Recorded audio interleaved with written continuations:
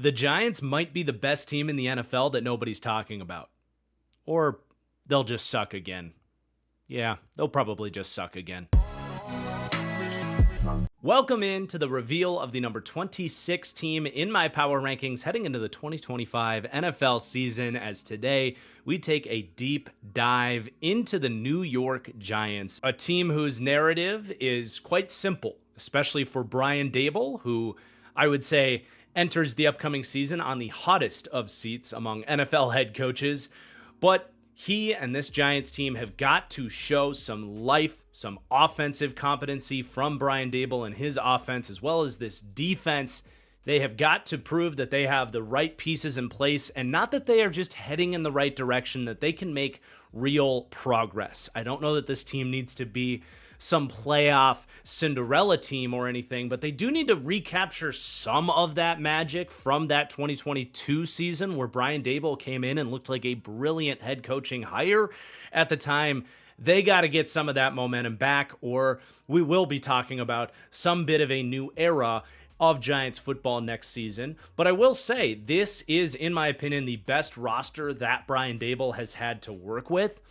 Even if Joe Schoen himself is a part of that hot seat discussion, I do like a lot of the stuff they've done with this team over the last 2 years. And that does lead to me being, I think, a tick higher on this Giants team than many were expecting for this series. So very excited to talk about some of the exciting pieces on this team and if they can recreate some form of momentum with this Giants team. Before we do get started, if you could take just a second to hit that like button down below, it really does help me out.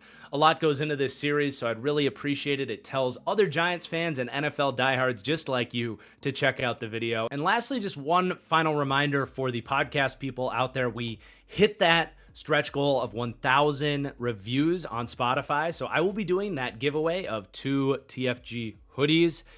I'm doing this giveaway on Twitter. It's the only way I can actually contact you guys. So submit an image of your review of the podcast, and I have a pinned tweet on my profile, so put it in the comments there, and I will be doing a giveaway here later next week. And of course, if you are not, make sure you are subscribed so you don't miss any of these deep dives throughout the course of the offseason. But speaking of the offseason, let's get started, as always, talking about this Giants team's offseason, going through each position group and the coaching staff, where they got better, where they got worse, where they may have stayed the same. And that is, of course, going to start with the coaching staff, where they are not making any changes. This was a big talking point on if the Giants should have just turned over the keys to someone else here, but they are going to give Brian Daboll and company another shot here. The same staff coming back, so obviously staying neutral there. At quarterback, gotta say upgraded here. They cut ties with Daniel Jones about halfway through last season. Put a big smile on, I think, a lot of Giants fans' faces when that happened, and then Drew Lock stepped in after that. They are replacing those quarterbacks with Russell Wilson, the veteran, and Jackson Dart, first-round pick this season, and Jameis Winston as well. So I am going to say upgraded with the quarterback room. At running back, gotta say upgraded. They bring in Cam Scatterbo, exciting running back in the 4th to add to that RB crop. At tight end, they are going with the same guys, so staying neutral. Really at wide receiver as well. They're going to stay neutral in that position group. Losing nobody and adding Zach Pascal, who's a pretty inconsequential addition who brings a little bit more run blocking to that room. Then at offensive line, I think this group will be slightly upgraded. You know, Andrew Thomas missed the second 2/3 of last season. Unfortunately, him getting hurt has become a recurring theme for this team, but they are expecting him back in full health. They also spent a 5th-round pick on Marcus Mbow and gave James Hudson a decent amount of money as a backup tackle there. But this is really about Andrew Thomas hopefully returning to health. If you could guarantee me he stays healthy, I would say certainly upgraded, because he's one of the best left tackles in football. But still with some questions there. I said slightly upgraded, and their only loss, by the way, is Chris Hubbard, who stepped in as a backup veteran tackle type last season. So actually not a ton of movement with the staff and the offensive personnel outside of that quarterback room. they were much more focused, frankly, on adding talent to this defense. And boy, they did a really, really good job, especially for a GM in Joe Schoen that's kind of on the hot seat here. This was a hell of a draft and a hell of an offseason for this team, and that starts with the interior of the defensive line. Not even listed there is Dexter Lawrence, by the way, the best nose tackle in the NFL. Missed the second third of last season. That wasn't enough missed snaps for me to put him on the graphic, but at least worth a mention here. But they spend that third round pick on Darius Alexander, a really talented player that falls a little bit because he is going to be 25 in his rookie season out of Toledo. But they also bring in Roy Robertson Harris and Jeremiah Letter as a part of that rotation. So I do think that's upgraded. Those are three players, in my opinion, that can get legitimate playing time for that defensive line. And then also upgraded on the edge. This one is much more self-explanatory. Spending that third overall pick on Abdul Carter, one of the few blue chip prospects in this draft class. I mean, if he hits early, this could be a substantially upgraded group, but going to say upgraded really off of that alone. They did lose Aziz Ojulari, who just could not stay healthy for this team, and they did bring in Chauncey Golston over from Dallas on a mid-ranging kind of edge 3 type of contract. And then Victor Dumakaji has shown some flashes for Arizona. I think he can do the same for this Giants team. So really some nice additions there amidst the defensive line, whether it's interior and the edge. At linebacker, leaving this as neutral, though you could factor in a little bit of Abdul Carter. We're going to have some fun conversations about how they might utilize him as a sort of pass downs linebacker sort of deal. So he might get involved with that linebacker group a little bit, but they do like their starters there. They did bring in Chris Board as well as depth, but I'm going to leave that as neutral for now, kind of not double counting Abdul Carter, as he is obviously going to be primarily an edge rusher. And then at cornerback, definitely upgraded there as well. I love the Paulson Adebo signing. They gave him a healthy 3-year, $54 million contract to come in and start. They also drafted Corey Black, a developmental corner in the 7th round. They did lose Adoree Jackson, who kind of returned to this team and played 39% of snaps, but nothing they're too worried about there relative to acquiring Paulson Adebo. So again, upgraded at that cornerback room with the safety room as well. A massive addition, getting Javon Holland on kind of a discounted deal for the type of player he is. He actually gets less than some guys like Cam Bynum and Trayvon Merrick. Javon Holland, the better player, had some issues in that locker room in Miami that hurt his sort of market a little bit, but a huge get for the Giants. And their only loss there is Jason Pinnock, who I don't think any Giants fan is going to miss too much. He struggled making that transition from corner to safety for them. And then special teams, they're rolling it back with the same group, hoping Graham Gano especially can stay healthy this year for them, as he's had a hard time doing the last couple seasons. But yeah, there's your offseason. Like I said, I really like everything they've done. I don't really have any criticisms, frankly, of this offseason for Joe Schoen, and Brian Daboll putting his word in there as well. And I hope for these guys' sake that this is now a real NFL roster that from the moment Brian Daboll got here, they've had a lot of work to do, and hopefully this is the year that they can enjoy the fruits of their labor in sorts to repair the state of this roster. But not everything is perfect here, and this coaching staff does still have some work to do. So let's break down the coach and scheme segment here. We've set the table very clearly here. This is the biggest of years for Brian Daboll, entering this year on, I think, the hottest of seats for a head coach in the league. And I just want to start by saying this. I really do kind of feel bad for Brian Daboll. I think he has gotten about as unlucky as you could get as a head coach. We just mentioned he comes in with a very mediocre football team, has an amazing first season, takes genuinely one of the worst rosters in the league to the playoffs and wins a playoff game on the road in Minnesota. Daboll takes home Coach of the Year, rightfully so, but he did make the biggest mistake of his career in tandem with Joe Schoen, something they have had to live with now for multiple seasons, and that was to extend Daniel Jones off the heels of that, when they could have been much more realistic about who he is as a player and confident that they were the ones that elevated him. And that contract and committing to that era of Giants football has been backbreaking for Daboll. But there's parts of me that understands, hey, it was working and it worked with a really bad surrounding cast. There's a part of me that understands why they gave Daniel Jones that contract. So he's not completely free of blame, but outside of that decision, man, this team has been one of the most injured teams in the entire league.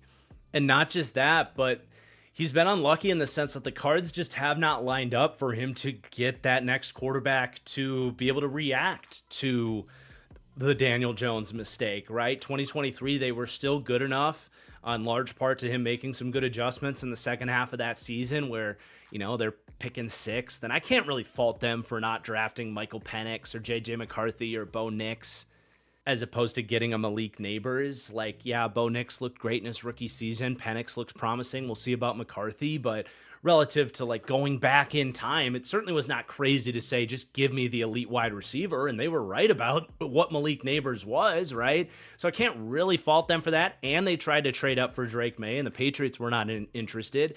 And then this draft rolls around and they end up with the worst record in football, but because of tiebreakers, they get the third pick, and it's a draft that only had one quarterback in it, and that number one pick needed a quarterback. They tried to trade up with the Titans to get Cam Ward. They couldn't do it. So the cards just haven't lined up for Brian Daboll. They also have been they tried to get Matthew Stafford, among other veterans. It just hasn't lined up for them to get that QB in the building, and that to me is a run of bad luck. And then, man, I'm just going to tease the back end of this video. I feel extra bad for Brian Daboll when you look at the Giants' schedule this season. We'll obviously get there, but man, he is up against it this year. But I really do believe in Brian Daboll, and I don't think that 2022 season was a fluke. You talk to people around the league, and there is a belief that Brian Daboll really knows what he's doing, schematically speaking, as a play caller, designing his offense, that he is a competitive guy, that I think a lot of players really enjoy Brian Daboll and playing for him. There have certainly been some moments where it feels like he's maybe lost the locker room a little bit. I think losing will do that. And maybe I am just making too many excuses for Brian Daboll, but I do want to believe that he is a good head coach and that he can get back on track. But obviously, I've had to lower him in the rankings based on kind of where I had him over the last couple of years. He was sniffing top 10 over the last couple of years. But at some point, those results do have to come. And I've got him ranked 20th among head coaches right now, which for a guy on the hottest of seats, that is still a pretty respectable ranking. And especially with his pass game coach rankings, I have the Giants still ranked 10th to 13th there. I still believe in the way he designs his offense. I'll talk about his scheme in just a second. But I do think he's good from that perspective in the passing game with a B grade there. Whereas one major shortcoming of Brian Daboll is they have had a hard time getting the run game going. They rank tied for last there, 28th to 32nd. Certainly want to see more from this offense on the ground. But yeah, big year for him, obviously. Let's talk about his scheme. This is very much a modern pro spread style attack, which means a heavy dose of a shotgun passing attack. And of course, a lot of the run concepts will come out of shotguns. So a lot of inside zone. And he has shown, even though the run game hasn't been super effective, he has shown definitely a willingness to get the quarterback involved in the run game. That was, the best part of this Giants run game and run game design was when they had Daniel Jones healthy and Saquon Barkley, and they did do some really creative stuff with that shotgun heavy approach, with read options, QB power, that kind of stuff. So if you have one nice thing to say about Brian Daboll, it's that he has shown in his bag in the past to be able to get the quarterback involved in the run game. But what does stand out to me about a Brian Daboll passing game is that heavy dose of double crossers, vertical down the field, not just running mesh, but kind of extending the core concept of mesh, where you're going to have receivers crossing each other's face from opposite sides of the field, running double crossing routes. Daboll loves to do that, but vertically down the field, and sometimes at the same depth, where it literally is just a deeper mesh where you can get a little bit more explosiveness out of that play as opposed to throwing a 3-yard crosser. You're throwing a 15-yard crosser. Or leveling those crossing route concepts where one is more of a shallow crosser, which presents an easy dump down option or underneath option for the quarterback. And then maybe in the second level of that progression is more of that vertical attack. Now, that's not the only concept Brian Daboll runs, but that is something that worked really well with Josh Allen when he was starting to break out and was working even with Daniel Jones in that passing attack in 2022. So, with guys like Malik Neighbors, that is something they can definitely have access to. But beyond that, a lot of your typical NFL pro style shotgun passing concepts are going to be a part of the playbook here as well. So it is a good approach. It's a proven approach. They got to get the right quarterback play going here where they can run some of these more vertical hitting pass concepts, and they got to get the offensive line right and get everything back on track here. And then they do have Mike Kafka here. His buzz has really cooled off as this Giants team has struggled. And I know some Giants fans have voiced some frustrations with Mike Kafka. I want to say, and Giants fans, please correct me if I'm wrong, I want to say he's had command of play calling at times. And, I've kind of had at it with Giants fans at times where it's like, well, number one, this is ultimately Brian Daboll's offense, no matter who's pushing the buttons. And number two, like, okay, you try calling plays for Drew Lock, who consistently passes up first reads, Tommy DeVito, even Daniel Jones with a horrible offensive line. Like, okay, you go in the NFL and try calling plays and see how it goes for you. Like, it's been much more of a personnel issue than it has been a play calling issue. Even if this group does certainly still have a lot to prove and room to climb in these rankings and frankly climb back up in these rankings as they have fallen over the last couple of years. But let's move over to the defensive side of things with Shane Bowen's defense. And he himself has a lot to prove. Last year was his first year with this Giants team after they moved on from Wink Martindale. And I will say this, they brought him in, as we got to see in that Giants Hard Knocks, which, I mean, even to this day, if you haven't had the time to go back and watch the Giants offseason Hard Knocks, that is something we will probably never get again because it was such an inside look into the goings of a NFL front office.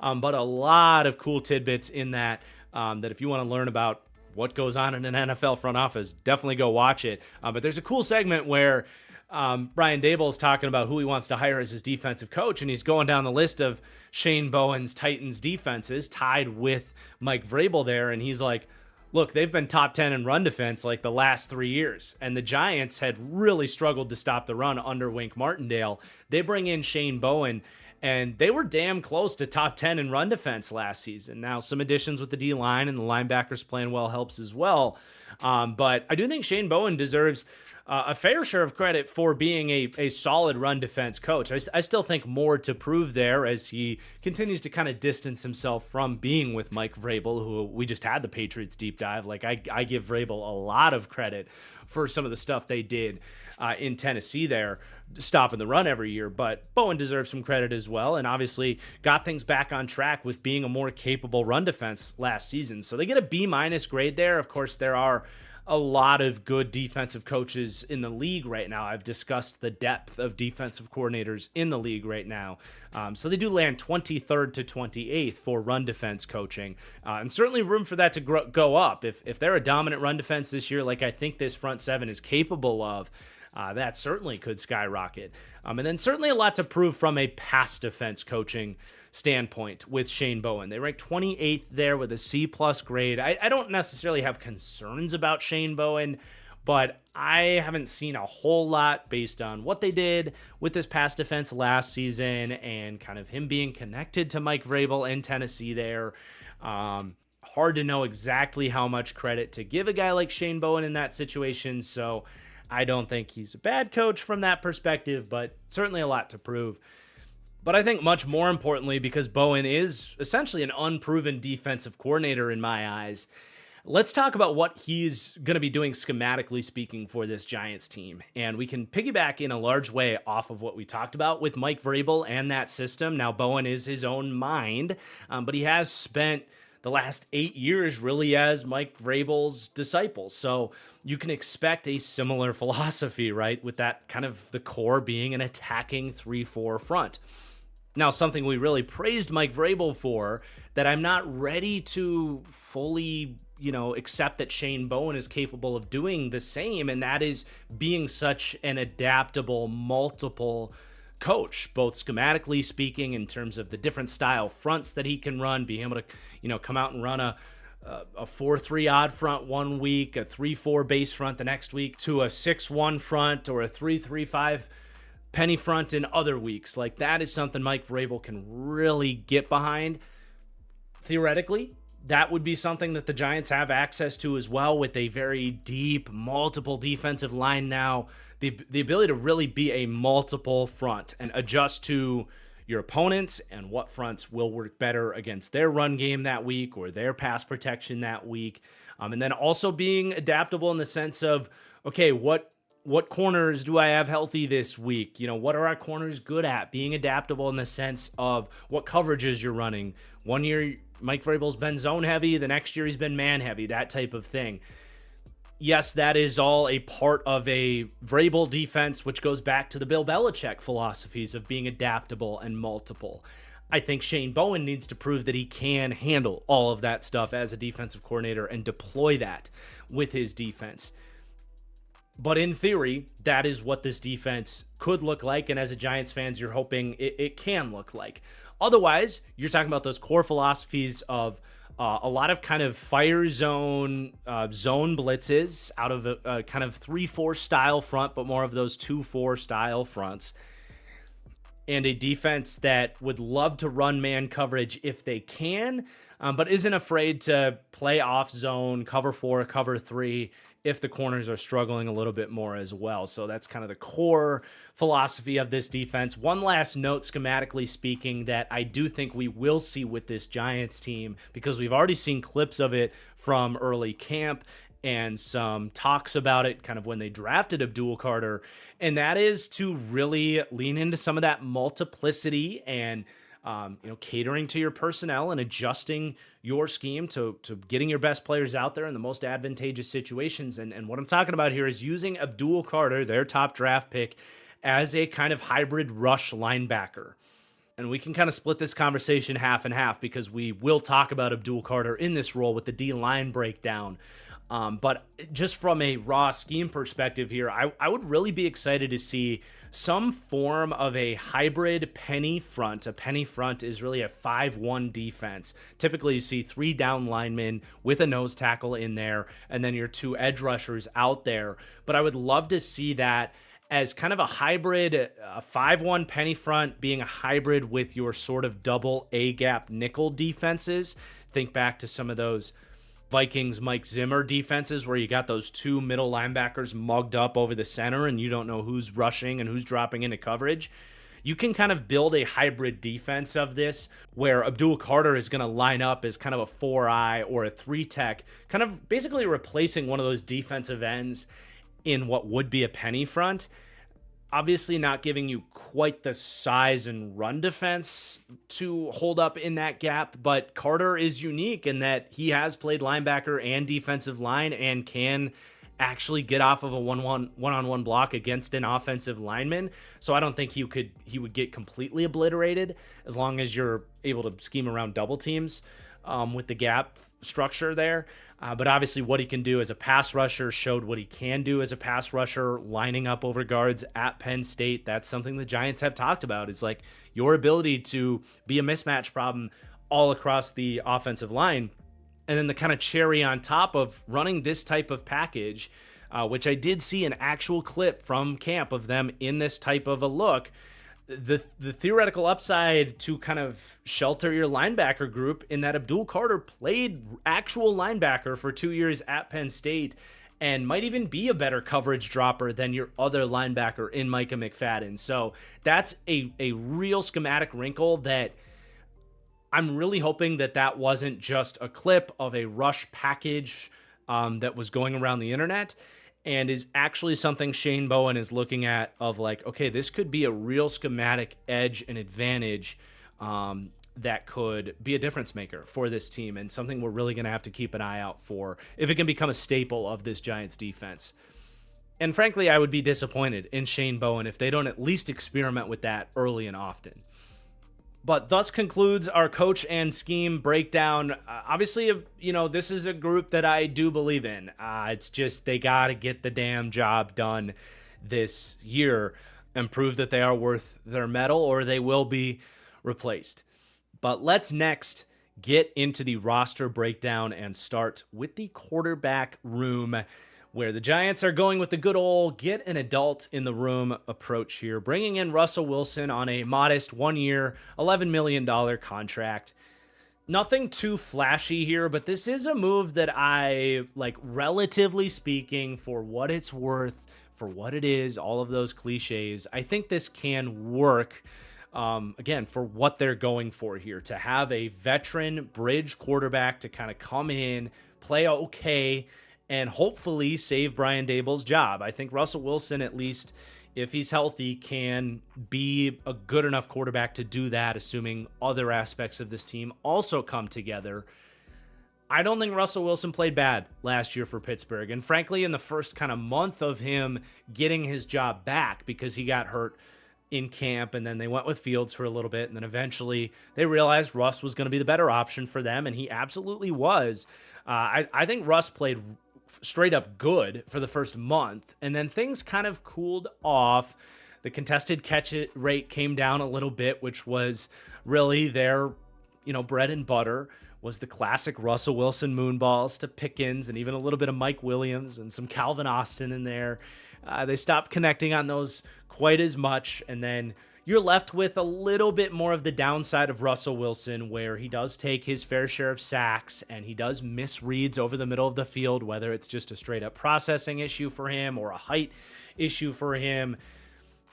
He certainly is not some surgeon from the pocket that's going to be super consistent with his reads and nickel and dime you and all that stuff. Like, he kind of is what he is, but what he is a beautiful deep ball thrower. And he showed last season he can still throw with borderline elite precision on some of those deep passes.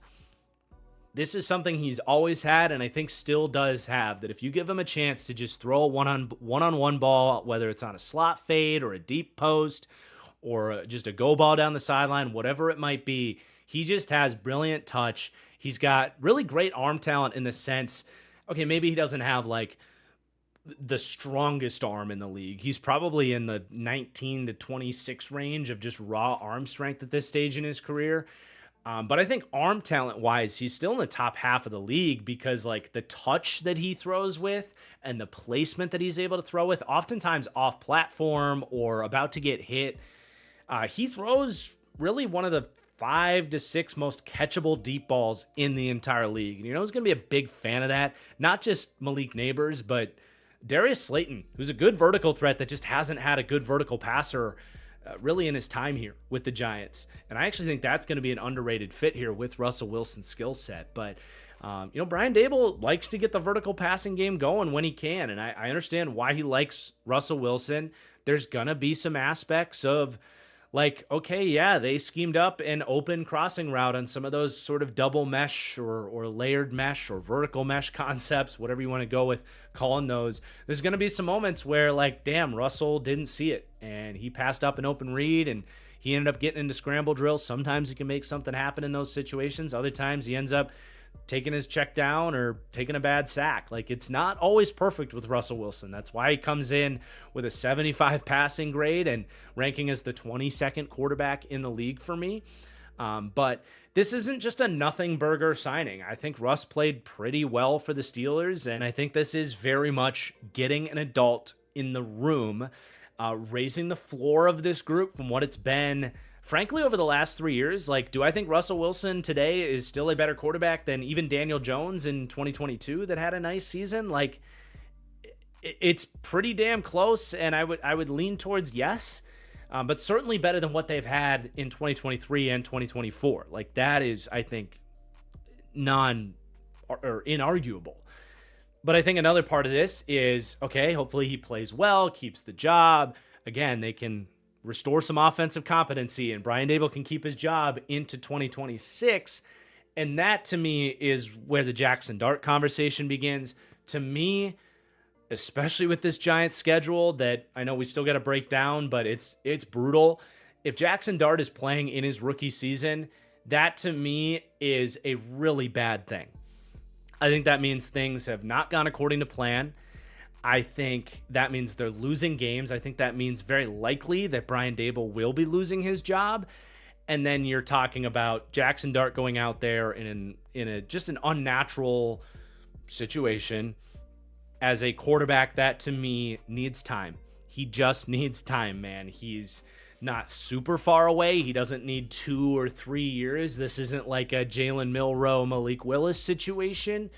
But he needs at least a year to learn the playbook, learn NFL terminology coming out of a pretty gimmicky Ole Miss offense, get better with his processing and decision-making that was not all bad at Ole Miss, but certainly sporadic, and then kind of get 2026 as his season to show what he can do.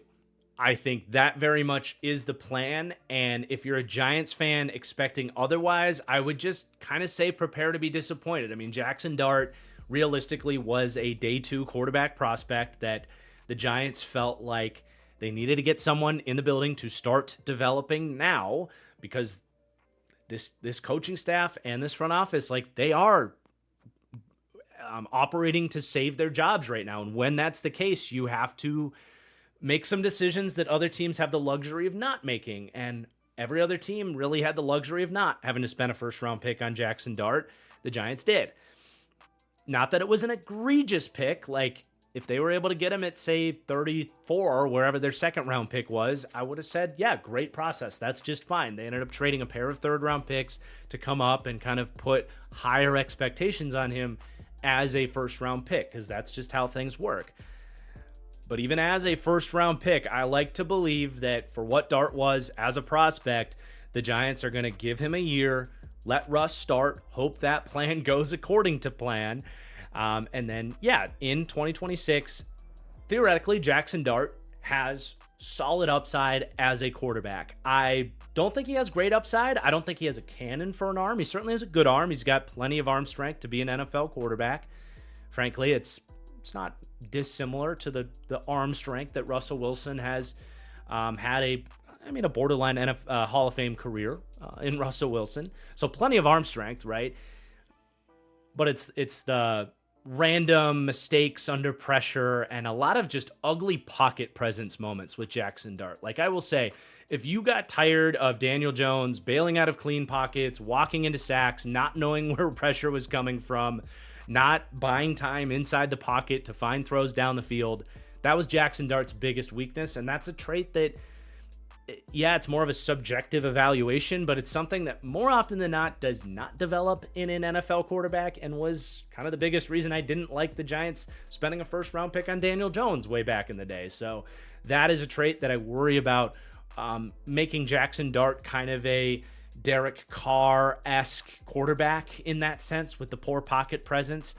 But does still have some traits to be maybe a tier 3 good quarterback, something maybe like a Kirk Cousins in time with a little bit more scrambling ability. Maybe I think the best case scenario is something like a Dak Prescott for Jackson Dart. But that is really putting the cart before the horse. I think the best outcome for Jackson Dart is that Russell plays well, kind of plays like he did in Pittsburgh last year. He gets to learn and then head into next season as the Giants guy, hopefully under Brian Daboll, right? So that's really what this quarterback room is all about. They did sign Jameis Winston. Still an okay backup. Just runs hot and cold, obviously, as he always has. I think it's pretty unlikely we see Jameis Winston because, kind of like I said, if things are going wrong with Russ, they probably just go to Jackson Dart in sort of a prayer that he's better than the picture that I'm painting on Jackson Dart, and that he comes in and plays well and just saves their job straight up. So, Jameis playing is pretty unlikely for this team. But they also have Tommy DeVito, who's also been kind of a decent backup for what he is. So, they got a deep quarterback room for what it's worth. Ultimately, They come in as my 22nd ranked quarterback room. This isn't like some other groups that have ranked even lower than this team. Teams maybe like the Titans or the Patriots, where those teams certainly have upside for that quarterback to exceed this ranking. I think Russ very much is what he is, which is very much a tier 4 starting caliber quarterback that can hopefully raise the floor of this offense beyond what they've had to work with for the last couple of years. But let's talk about this group of weapons and who these quarterbacks are going to be thrown to this year. And this is obviously a group that the Giants feel moderately comfortable with. They bring Darius Slayton back on a 3-year, $30-something million contract, like real money. And they really didn't draft or add, frankly, anything to this room outside of Zach Pascal and Cam Scatabo at running back. And frankly, given all the other needs on this team, I can't really blame them for that. Like, I have the Giants with a very solid B- grade, which in a league that has weapons galore, that does put them 22nd to 26th in terms of the rankings. So they still have a ways to go here to climb up these rankings, but it is very much a serviceable B- ranking group. And that obviously all centers around Malik Nabers, man, who just had a brilliant rookie season. Honestly, in many ways, an underrated rookie season, I think. And this is not to take away from Brian Thomas and what he did, but like, I've heard people say Brian Thomas was the best rookie wide receiver. And sure, maybe by the stats, he edged out Malik Nabers. He ended up with about 80 more passing yards. These guys both put up over 1,200 receiving yards in pretty poor situations. I mean, Brian Thomas did have Trevor Lawrence for a little over half the year, whereas Nabers had Daniel Jones and then nothing as well. Just like Brian Thomas obviously didn't have too much to work with, Mac Jones, at the end of last season. But anyway, I'm really not trying to take away from Brian Thomas Jr. It's more just like, I've heard a lot about Brian Thomas and what he did as a rookie, and I was a big Brian Thomas fan coming out, and that was a draft win, like calling that one of the steals of the draft for the Jags last year. So again, I'm not trying to take anything away from Brian Thomas. It's more just like, I need to hear a little bit more buzz about what Malik Nabers accomplished last season. I mean, he looked every bit like a true superstar, alpha, potential top 5 wide receiver in the NFL as a guy with route running to all 3 levels, elite after the catch, unbelievable contested catch ability, just the entire package. And this alone was a bit of a draft win for me. I think I surprised some people when I said Malik Nabers was the second highest graded wide receiver prospect I had since I've been doing this for 8 years now. And that was behind Marvin Harrison Jr. in last year's draft class. The only other guy that was close was Jamar Chase, and his grade was just a little bit lower because he didn't play that final season at LSU. Whereas had he, probably would have been higher than maybe both those guys. But you get the point. Like, this dude was a rare kind of generational talent at the wide receiver position that I think has been overshadowed a little bit because Marv was in that draft class. And then Brian Thomas kind of just slightly edges him out, statistically speaking, in their rookie season. So, like, there, I think, needs to be a little bit more buzz for what Malik Nabers did in a garbage situation. And do I think year 2 of Malik Nabers now with Russell Wilson can really make some magic happen? Yeah, absolutely. And you want to talk about fantasy football or your underdog best ball drafts, or even Nabers' season number on Underdog, which is lower than it was last year at 1,174 yards. I'm buying all of that stock on Malik Nabers this year to have a really monster season in a group that doesn't have a whole lot of other guys to throw to, better quarterback play, another year of development. I mean, this is the absolute arrow pointing up. And if we're talking about Malik Nabers as a top 5 receiver in the NFL after this season, I'm not going to be the least bit surprised. I mean, coming out of his rookie season, I already have him in that superstar tier with an 86 rating. I think he's pushing for being a top 10 wide receiver in the NFL already. I mean, really, based on the tape, there's nothing he can't do. The separation is exceptional. He just moves at a different speed than pretty much any other wide receiver. I mean, it's not quite like Tyreek Hill in his prime status, but it's the same idea where you watch him and the way he accelerates and gets in and out of breaks. It's not just the top speed. Like, he is just on a different level than even other great NFL wide receivers. He has, pretty nice route running technique that I think has gotten better from year 2 to 3 at LSU to 3 to 4 in his rookie season, and should take another step this year. He's got a release package. He does have the top speed to take the top off. He tracks the ball exceptionally well. Some of the way he can fight through contact and win contested catches. I said it on him coming out. Like, he didn't get enough credit for being a really nice contested catch target coming out of LSU. In fact, people were criticizing that on him, and I'm like, what tape are we watching here? Like, he was mossing dudes at LSU. He did the same for the Giants. And you want to talk about lining them up in the slot, running a slot fade, or running a go ball, or running a deep post. Like, Russell throws those balls so beautifully, as we talked about. And Neighbors is going to have some really explosive moments this season. And then not to mention, like, the run after catch with him has always been elite. So there is nothing he does not do by the tape. The production in a rookie season in a nightmare situation was really, really good. I am bye on Malik Neighbors, and frankly, him alone is the reason this ranking is respectable for this group of weapons, and he probably plays into me being a couple spots higher on the Giants, I think, than a lot of people are going to rank them coming into the year. But, yep, that's about as high praise as I can give a young player, obviously very high on Neighbors. The rest of this group, it's got questions. There's no way around it. I think Darius Slayton as their number 2, as their Z wide receiver, he works for me. I still think Darius Slayton is a totally capable starter that for most teams, like him as one of your 3 starters and as that Z role where he's a vertical threat, he runs hitches, slants, and go balls. That's basically it.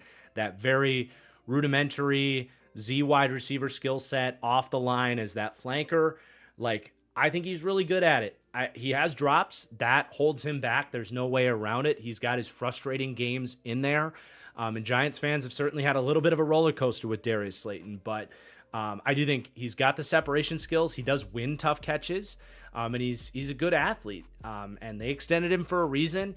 Him as a number 2 to Malik Neighbors, it's okay. You'd rather have a better number 2 and have Slayton be your 3. But I can live with this.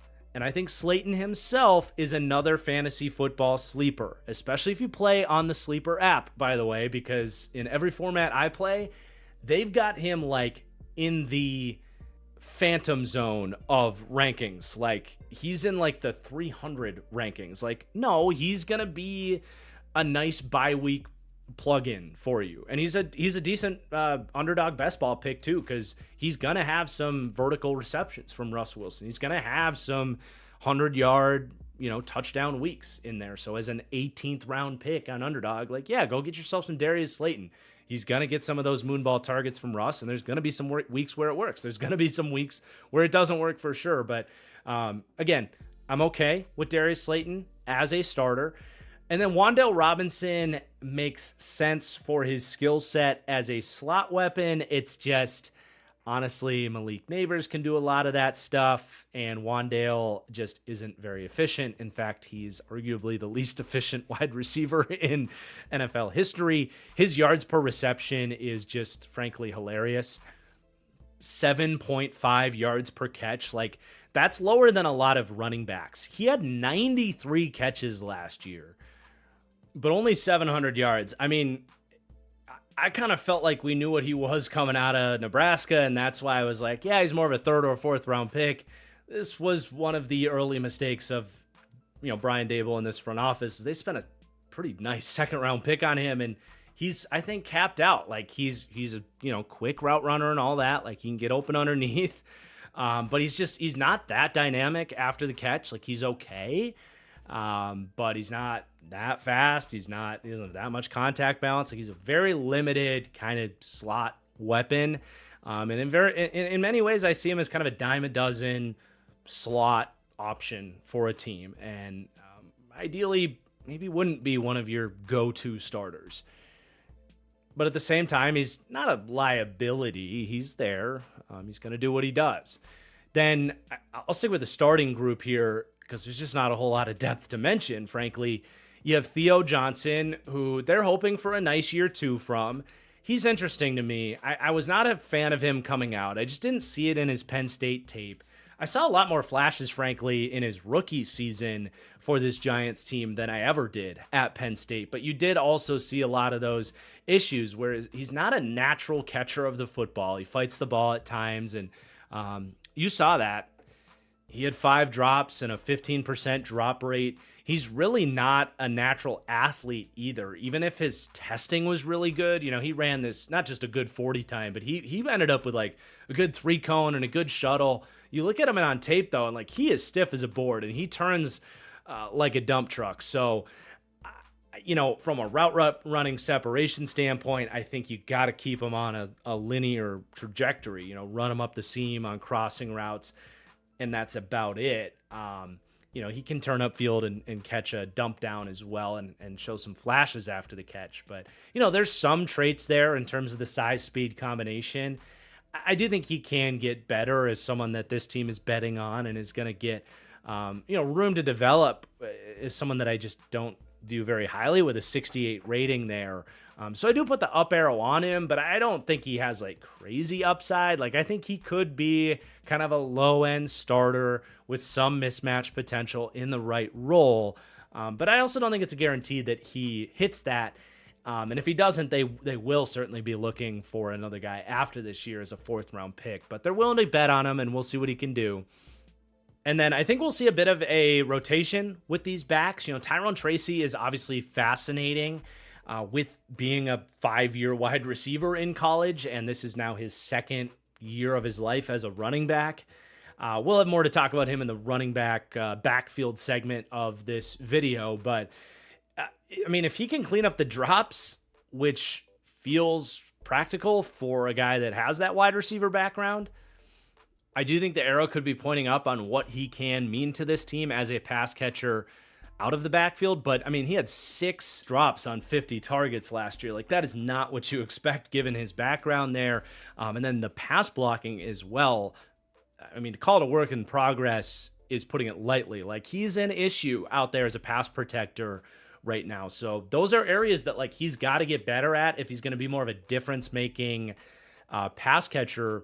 But when he does catch it, he does have natural transitions after the catch. I think a lot of his drops came looking upfield too early because he is a threat when he turns upfield. But he did have 13 missed tackles forced on 38 receptions, like 1 out of 3 catches, basically. He's making a guy miss and doing something with it. Like that's damn good. So like there's a skill set there. Just some of the technical issues are a real problem for him. And I think because of that, we should see some Cam Scatabo, who I think he still has some stuff to clean up in pass protection, but enters the league a much better pass protector than Tyrone Tracy. He's got more size and is just like, he wants it as a blocker. He's got to stay square better because he did whiff on some pass blocks, but he can absolutely clean some of that stuff up and be a part of the starting rotation for 3rd down work. And then he actually has like exceptional hands as well, which is currently a criticism of Tyrone Tracy. So these guys couldn't really be any polar opposites, although Cam Scatabo also really good at making guys miss. He's a legitimate, you think of him as this bruising, throwback style runner. Actually, a lot of the good stuff he did in the receiving game is a big part of his projection as a prospect too. So I do think we see some Scatabo on 3rd downs as well. And that, frankly, rounds out kind of your 6 starters with this group. We can run through the depth here, but really it's a run through. there's not a lot to talk about here, and they didn't invest in a lot of exciting young pieces here either. But, Jalen Hyatt's still hanging around here. I think Darius Slayton kind of pushed him to the side and said, this is my job. You're not taking it as that vertical threat, that Z wide receiver. Hyatt just hasn't been able to figure things out. He played in that weird Tennessee offense. He's got speed. He's a great player to pick up in your Madden franchises, but it just hasn't come to fruition, and I don't expect that to happen at this stage. Zach Pascal is going to have his role as an early down blocking receiver. That's really the role he's had for multiple years now. I don't know how much they're going to get him going. because they do like Wandale in the slot. I don't think you're going to really take Neighbors and Slayton off the field too much, but as a fourth, fifth wide receiver to buy your guys some reps to stay fresh. Pascal has his role. Amir Smith-Marset is really just a return man here. Bryce Ford-Wheaton, another kind of traits-based undrafted pickup that they had a couple years ago who hasn't been able to give them anything to this point, but still hanging around here. Got Lil Jordan Humphrey. I like what he brings to the table as a guy with, tough physical hands, tough guy after the catch, another blocking type, unique kind of chess piece, half tight end, half wide receiver. We'll see if he makes the team. And then you got 6 other undrafted types kind of vying for a spot, which if anybody stands out, this is a group where you could see an undrafted type steal a roster spot. But as far as who that guy might be, your guess is as good as mine out of the 6 guys that you can find listed on their depth chart. At tight end, you've got Daniel Bellinger, which if things go tragically wrong with Theo Johnson and he's dropping balls left and right, Bellinger might kind of resume as the de facto starter there. But, he is the better blocker of this group. That's another thing with Theo Johnson is the run blocking just hasn't been very good for him. So Bellinger, a more proven blocker that likewise just kind of lacks those receiving instincts. But then you got Chris Manhertz, who's hung around as a blocking specialist in the league for a long time. They did draft Thomas Fidone II out of Nebraska in the 7th round. Talk about a unique skill set. This guy is a lanky 6'7", good top speed, kind of a pain in the ass to get down after the catch if he catches a crossing route or something, which, again, this offense will do. He's got, he needs a couple steps to get up to top speed, and at his tall, lanky frame, he brings you nothing as a run blocker. So, he was an interesting dart throw in the 7th round. Someone to keep an eye on if things do go south with Theo Johnson. Maybe they do get him some reps. And then they do bring in Greg Dulcich, who couldn't make it in Denver. I was never a big Greg Dulcich fan. Wasn't a huge surprise to me that he didn't work out. Just his hands, just not a natural pass catcher, and he doesn't block. So maybe, but probably not. And that's about it. I mean, Devin Singletary is still here as well, but I do think it'll be, especially from a receiving perspective, mostly Scatabo and Tracy. They just give you a little bit more juice, I think, for that role. But Singletary's never been a bad receiving threat, just, again, not particularly explosive.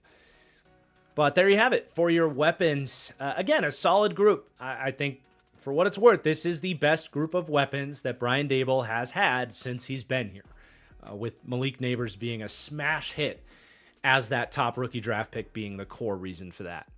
But let's now talk about the backfield from a run game perspective.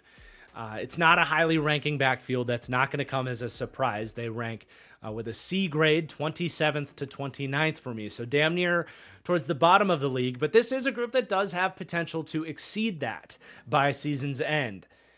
A reminder, these are all rankings as we head into the season. Some groups have certainly potential to climb up, which is why we go with those up and down arrows for sure. But it's a split backfield, in my opinion, of Tyrone Tracy and Cam Scatabo.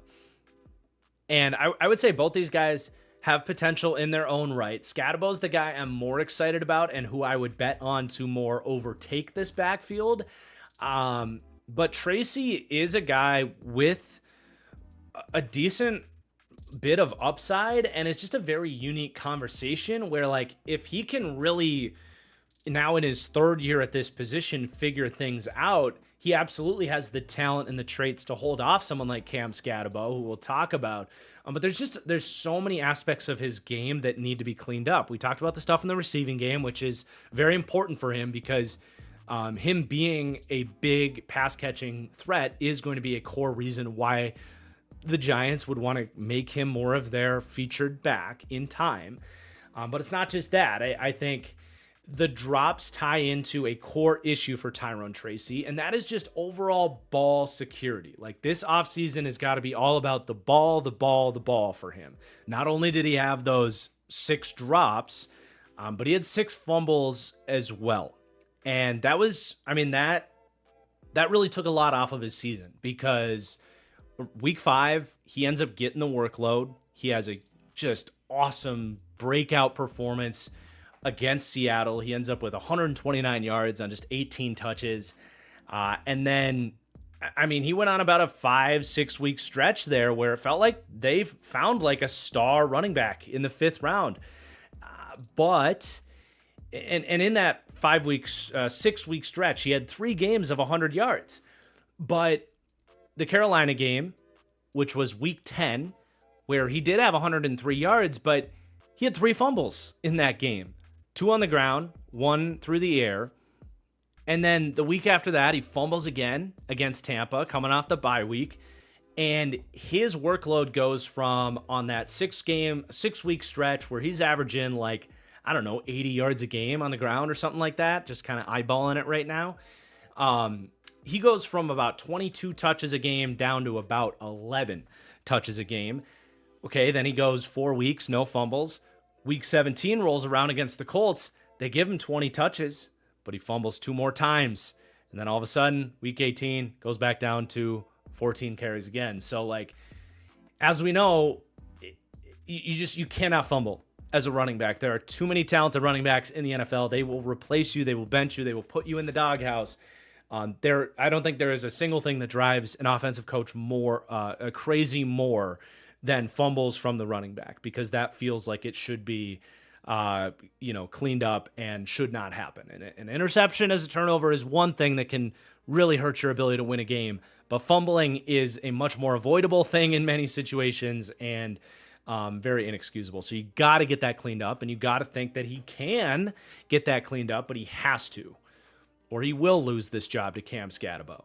And then there's one more thing there. I don't think Tyrone Tracy's vision is all that good.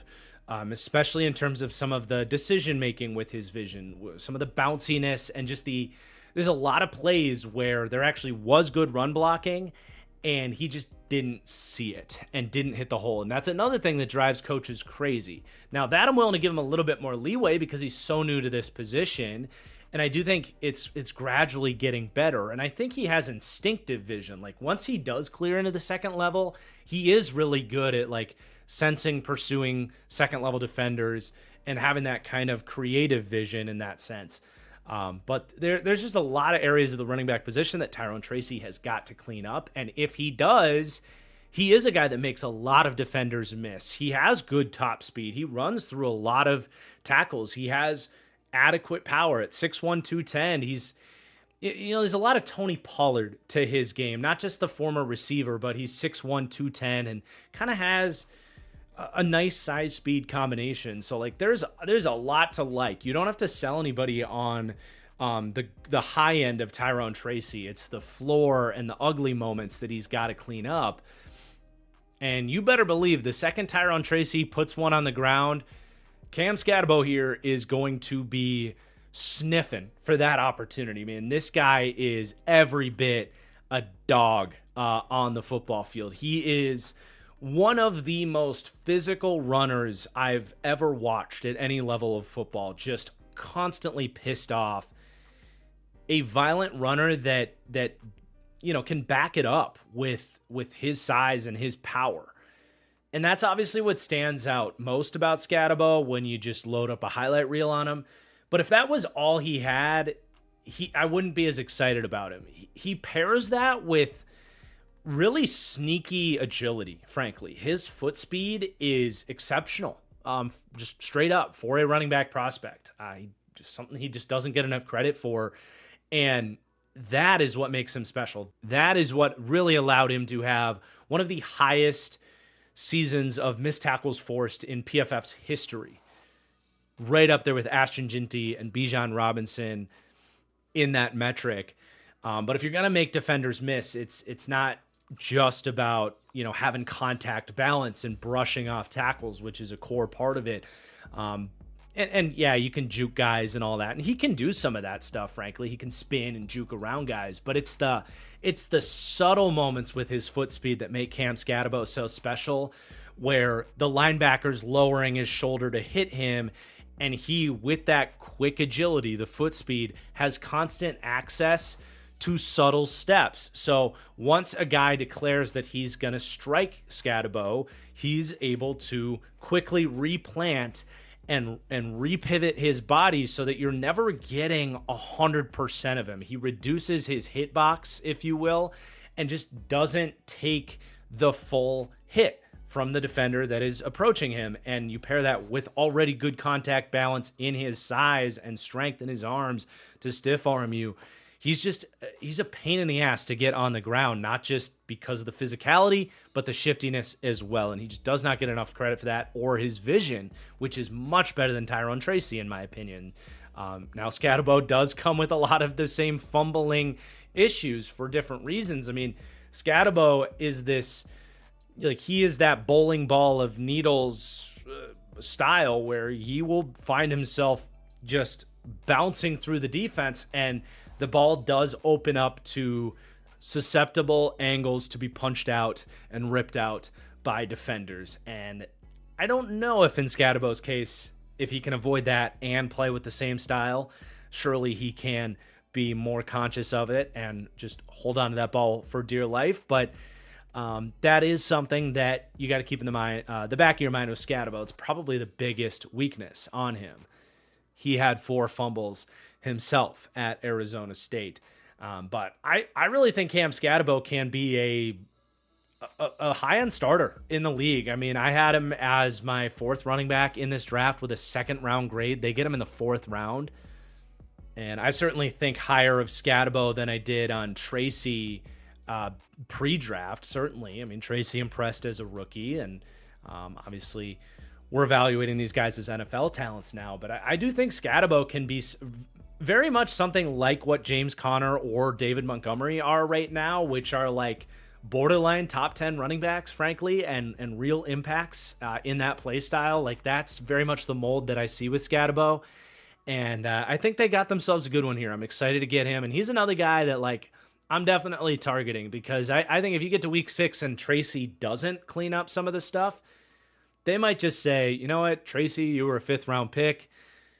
Maybe we'll keep you in a backup 3rd down role, but Scatabo's the dude. He is that guy, and there's a world where he just overtakes this backfield and becomes a real workhorse for this team. But it's not a bad spot for the Giants to be. It's obviously an unproven duo, but the upside is certainly there, and I do think this season is all about these guys and not really any of the other backups here. You got Devin Singletary, who we definitely know what he is at this point. He had a good year in 2023 for Houston, for what it's worth, but couldn't really keep things going with the Giants last year. But he's a nice RB3 to have, certainly. And then Eric Gray, he hasn't developed or turned into anything here. They might just go with 3 backs here, stash one of these other guys on the practice squad. But they do get a boost from the QB run multiplier. I put a little bit more detail in the description for you guys. I've gotten a lot of comments about this QB run multiplier grade. Like Drake May, for example, got a C+ grade. It's a usage thing too. It's not just how talented the guy is. There's not a lot of evidence. Drake May had like 6 designed runs last year, and outside of one Cam Newton season where Cam Newton couldn't throw, Josh McDaniels doesn't have a huge track record of utilizing the QB in the run game. Whereas here, it's like, okay, Russ, I don't think he's as talented of a runner as Drake May. I don't think he's a horrible runner. But Russ did have 22 designed runs last season, and Brian Daboll has a track record of using the quarterback in the designed run game. So put a little bit more of a disclaimer on there for you guys. Just, context is always good in a series like this. But the Giants do come in with a solid ranking for the QB run multiplier. They get a B- grade there, which ranks inside the top half of the league, 10th to 16th. It's nothing major here, but I do expect Russ will get some read options here, and they will tap into his legs a little bit, maybe once to twice a game, probably about 20 touches on the season. And I think you can get a little bit of a boost there. He's still got good acceleration and vision as a runner. And then Jackson Dart as well. If you do go to him, he did some really good stuff as a runner at Ole Miss too. So I do think for this Giants team, they get a little bit more of a boost from the QB run multiplier than some of these other teams we've talked about, even if it's nothing crazy. But that concludes the backfield here. Hopefully they're building towards a nice group here with some young guns in Tracy and Scatabo. let's go to the offensive line, a group that does just have a lot of questions. I think this unit is one of the bigger wild cards for this team this season, and gonna be a critical factor for this team's success. They've done some things going back to last offseason to hopefully make this group adequate, but not a lot of additions this recent offseason, and they still have questions here. So they rank 26th to 27th for overall offensive line. Better from a pass blocking perspective. They've made some good gains there, 15th to 22nd. But the run blocking, I still have major questions about. They rank very close to the bottom of the league with a C- grade there, 30th to 31st, whereas they were a C+ for pass blocking, if I didn't mention that already. But let's go from left to right here. Definitely the biggest wild card for this offensive line and maybe for this team at large, Andrew Thomas and his health. There is no way around it. A healthy Andrew Thomas is one of the premier left tackles in the entire NFL. He maybe hasn't gotten as much credit for that, though, because he has missed just about half of each of the last two seasons. Played 576 snaps in 2023, just 416 snaps last season. He also missed 4 or 5 games in 2021. And it was that 2022 season when the Giants were a bit of a Cinderella team where he proved he is a superstar left tackle when he's out there. He played the whole season and was just phenomenal, earned himself a hefty contract here for the Giants. And he's a tough one because it'd be one thing if he just, always had injury concerns and has had multiple ACL injuries and he's got degenerative knee issues or something like that. But it's just been kind of random, sporadic injuries. It was a hamstring issue in 2023, a foot injury last year. It's one of these deals where it's like, is this just a run of bad luck? And at 26 years old, he's about to stay healthy and enter his prime and be good to go and remind us that he is really just one of the, if you could guarantee me health, he's got to be one of the 20 most valuable non-quarterbacks in football. Like, that's, I think, pretty easy to say. But he just hasn't been out there, right? So that's a very simple wild card for this team. And he's really good in both phases too, pass blocking and run blocking. It's just health with Andrew Thomas. So only time will tell on that one, but the injuries have to be discussed and considered there. But then at left guard, you got John Runyan. You very much know what he is, which is a solid to good pass blocker and a pretty abysmal run blocker. He just has never really been able to move people in the run game, going back to his time in Green Bay and now in New York. Like, it's just not a strength in his game, but he's got good technique, an okay anchor. He picks up stunts really well. They've gotten exactly what they paid John Runyan to be on this offensive line to raise the floor of this group.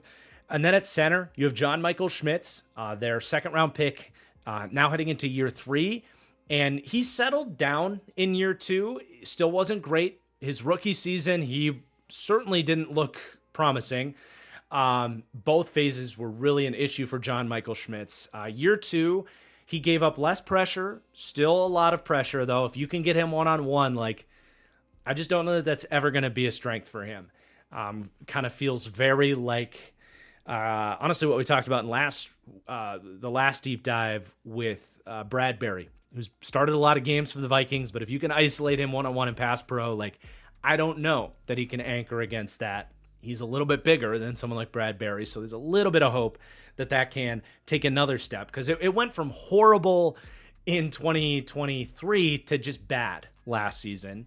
But he did show real promise as a run blocker. And with Andrew Thomas out, I think Michael Schmitz was this team's best run blocker, at least last season. Illuminor has a better track record of other seasons being a good run blocker. He struggled a little bit more in that phase for this Giants team last year, so there's a hope that he can be a little bit better than he was last year at right tackle there.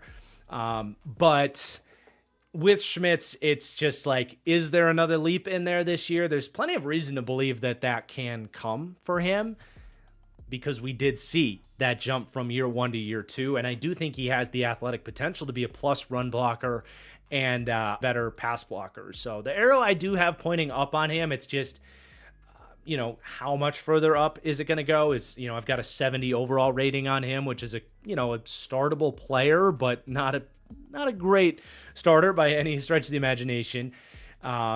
but there's reason to kind of think that that's probably going to cap out in the kind of mid-70s range of ratings for a player, which I think Giants fans would take at this point if he can take another step.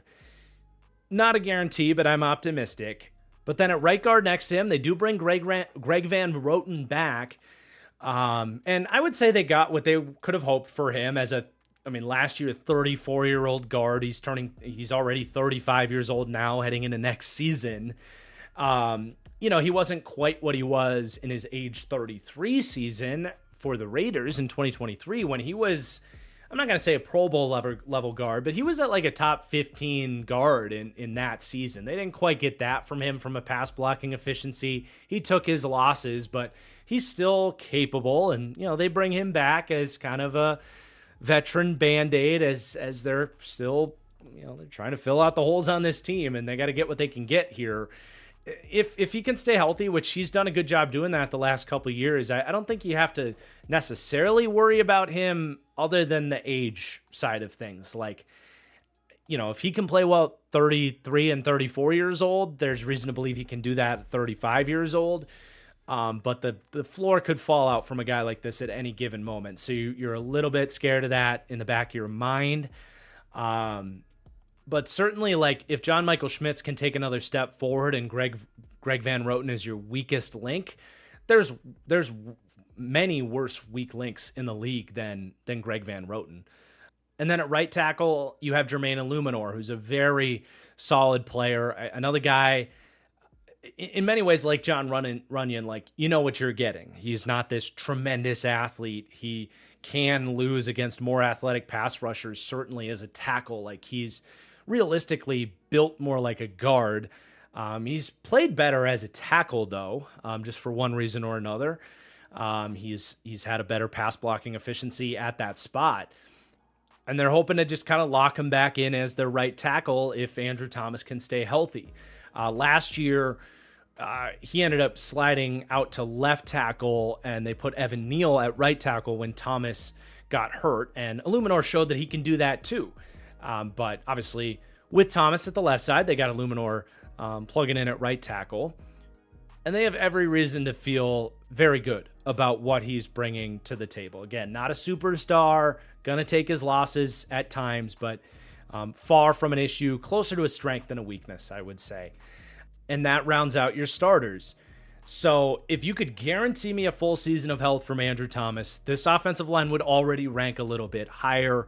But then you got other questions, right? Can John Michael Schmitz take another step forward? Does the floor fall out from underneath a 35-year-old Greg Roten? There's a world where things can go south with this group too. So just, you've got questions with this unit for sure. We've got some depth pieces to talk about. There's really only one truly fascinating piece to me, and that is still Evan Neal, because they are admitting that he has a chance maybe at guard. We saw last season especially NFL teams much more willing to take historically too tall to play guard tackles and try them at guard. Mekhi Becton was the smash hit success, but Daniel Falele with the Ravens was all right. Blake Brandel with the Vikings played. Matt Pryor actually had a pretty good year at like 6'7" for the Bears. And maybe 2 years ago, myself and pretty much everybody, including the New York Giants, would have said he's too tall to play guard. But there is now evidence mounting that isn't always the truth. And I think in Evan Neal's case, just ignoring his height for a second, his skill set does scream guard. Because when he loses, it is out in space where he just can't pick up his feet. He cannot get depth enough in his kick slides. Most importantly, he can't step inside to counter because he has to overset to compensate for his lack of foot speed at that position. But you put him inside at guard, and that almost entirely neutralizes that crippling weakness in his game. He can anchor, especially in shorter areas in a phone booth. He struggles with his anchor at times when, edge rushers get to come from a wide nine and just tee off on him because his footwork is just all over the place. He's got that kind of floaty footwork where he gets a lot of air underneath him and guys can push him back. That doesn't happen as much at guard where guys have that runway to tee off at you. So I'm fascinated to see what he can do. And for what it's worth, he did block his ass off in the run game last year. There was still some hit or miss moments where he can still whiff with some of that bad footwork. He can get his head over his skis and have some bad moments as a run blocker at times, but he at least showed he has the get off and play strength and tenacity to be a factor in that phase. So I am fascinated to see if this can work, just as it did for a guy like Mekhi Becton for the Eagles last year. And they're in a spot now where they're obviously not counting on him, right? They're not booking him in as a starter. They're going to let him kind of see what he can do at guard. Maybe he can take a Greg Van Roten spot if he looks good. But I'm at least fascinated to see what that could be. Beyond that, you got really just veteran depth on the interior. Aaron Stiney, Josh Azwedu has not played well. Austin Schlottman didn't play last year, played for the Vikings at center the year before that. Jimmy Morrissey, I'm not counting on any of those guys for interior depth, frankly. They're all classic kind of NFL depth that if they've got to play, it's going to become a liability. Giants fans are very familiar with that storyline. The tackle depth has some more names. They paid James Hudson a 2-year, $12 million deal. They must see something that they think they can clean up with him. I personally don't. He has really struggled when he's had to play for Cleveland. I think Browns fans were happy to see him go. They brought him in as a mid-round draft pick, an athlete. If my memory serves me right, he was the guy that played defensive tackle at Michigan, and then he went to Cincinnati and switched to offensive line. So if I'm thinking of the right guy, which I think I am, technically still relatively new to the position, but that was a bit of a head-scratching contract. I wouldn't want to see him come in if Andrew Thomas got hurt. And then they spend the 5th-round pick on Marcus Mbow. I would love to be wrong about this one. I have never seen a offensive lineman prospect with worse play strength than him. He got a lot of day 2 hype. And, the consensus board had him kind of as a top 100 player. And a lot of people viewed this as a steal. I did still have him as a draftable kind of mid to late day 3 type of prospect because he is an exceptional athlete for an offensive lineman.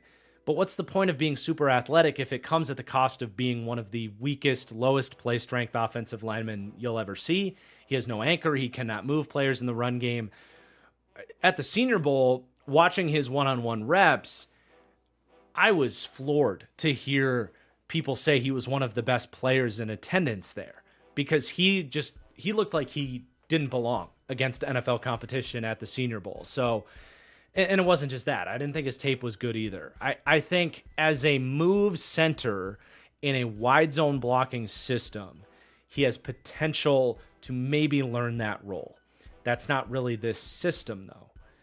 So I'm not sure about them seeing him as a center. Right now I'm seeing him listed as a backup tackle. So I'm not a huge believer in him because, if he can really bulk up, how much of an athlete is he going to be? I don't know. I'm just, not to be overly pessimistic there. He ended up getting drafted where he was supposed to as kind of a classic traits-based developmental day 3 offensive line pick, and we'll see where it goes. Stone Forsythe, Seahawks fans will be the first one to tell you if he's playing for you, that's a problem. So I don't think this is very good offensive line depth, with the lone exception of if Evan Neal proves to be much better at guard. Just recently, a top, 6 draft pick. But then, frankly, it is also worth mentioning they are one of 3 teams that actually gets a slight ding to their run blocking from their skill blockers. Yes, they brought in Zach Pascal. That's not enough to override the fact that your tight ends aren't great blockers, or especially your starting tight end is a liability right now in Theo Johnson, unless he can get better there, which he does have the size to do. But it was not pretty run blocking tape as a rookie. Malik Neighbors and Darius Slayton are poor run blockers, and Wan'Dale Robinson as a piss poor run blocker. That's kind of why they signed Zach Pascal, but again, I don't think they're going to take Robinson off the field too much for Pascal. But that rounds out your offensive line here and concludes the offensive positional breakdowns there. The offensive line is obviously the biggest question amidst this group. Feeling much better about the weapons at this point. I think they're solid. And the floor has been raised with that QB room. So This Giants offense comes out overall as my 27th ranked offense. 24th in passing game. They are my last ranking run game, though, with that young, unproven running back room and, a lot of questions with the offensive line, to say the least. And even the coaching aspect, like, they got to prove that they can start to scheme things up in the run game again, because it's been a few years now and they have not been able to really get this group going at all. I would say if they can, prove to be more schematic gurus from a run game perspective, which I think is in there with Brian Daboll, and if these running backs can really come along here as young talents, this won't be the worst run game in the league. But somebody has to coming into the season, and that's going to be the New York Giants. And I think this overall offense has some upside to exceed this 27th ranking, but not a ton. And I think it is that run game that would give this Giants overall offense a chance to finish better than our 27th ranking here. That is where the upside kind of comes. Whereas the passing game ranking 24th, I kind of feel like we know what that group is for the most part. And a 24th ranking for the passing game is a pretty respectable ranking for that unit. But let's switch over to the defensive side of things, where we will start with this Giants defensive line. Far and away, the reason I am, I think, at least slightly higher on this Giants team than some out there. In fact, I have the Giants defensive line as the number one defensive line in football, ranking as the best pass rush in the NFL, and just a tick below that for the run defense side of things, 7th to 12th ranking for D-line run defense. This has a chance to be a takeover games, special defensive line that can not just help this team stay in football games. We keep alluding to this impossible schedule that we're going to talk about, but not just stay in games against a bunch of really good opponents and help this team play spoiler. But I think this defensive line has a chance to kind of transform or reshape the future of this Giants team, in that maybe this is actually the unit that saves Brian Daboll's job by winning football games. And, we could sit here and debate whether or not that's better for Giants fans. I happen to still be a Brian Daboll believer, and I think certainly if you're talking about what's healthy for Jackson Dart, who you spent a first-round pick on, like letting the coach that picked him work with him for multiple years, like that's just a healthy setup, whatever you think about Brian Daboll.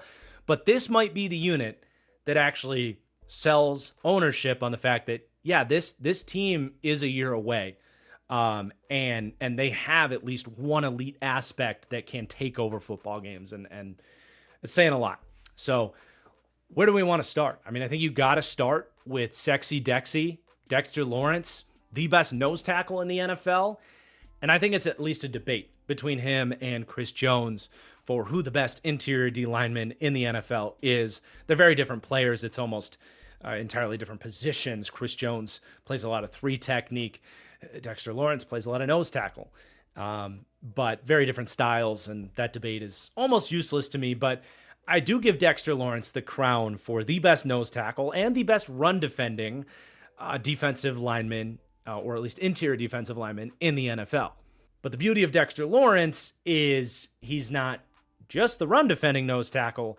He is a true dominant pass rushing defensive tackle as well. And he is probably the most overwhelming force in the league right now. Like, I have seen this dude power his way through double teams. That's special stuff. And there are so many moments where if you do leave him one-on-one, he will just eat you alive. And there's some games where he doesn't have that full-on killer instinct. That's the only thing keeping him back from having an elite grade from me as a pass rusher. Instead, he gets that 91 blue-coated star tier for us, which is one rating short of being the elite tier. 92 is where we do the elite cutoff for the pass rushing grade, at least. So he's just short of that. But there's games when he has that killer mode activated, like forget about it on a one-on-one situation because just the bull rush alone will overwhelm you, but he's got enough quickness and get off to beat you with a rip move and cross your face as well. And that's really all he needs at 340 pounds with his athleticisms, frankly. And Jesus, man, he's become so much more than I ever thought he would be. When they drafted him, I was critical of the draft pick because I didn't think he had the upside to return being a first-round pick. I thought he would be a really good run-defending nose tackle. I obviously look like such an idiot. And their former GM, Dave Gettleman, not free of his faults, but he's gotten the final laugh on Dexter Lawrence because I know I wasn't the only one critical of him for that draft pick. But yeah, he's one of these guys that there's nothing really left to say. He's one of the best players in the NFL, hands down. He has a case for being the best defensive player in the NFL. I think you still got to give that to Myles Garrett. But short of that, I think number 2 at least, Dexter Lawrence has a case, especially because he at least brings something to the table that nobody else does. There just are not 3-down nose tackles like him. Vita Vea isn't as consistent as he is. Prime DJ Reader's not coming around any day soon. There's really not a nose tackle in the NFL that plays with the consistency that he does.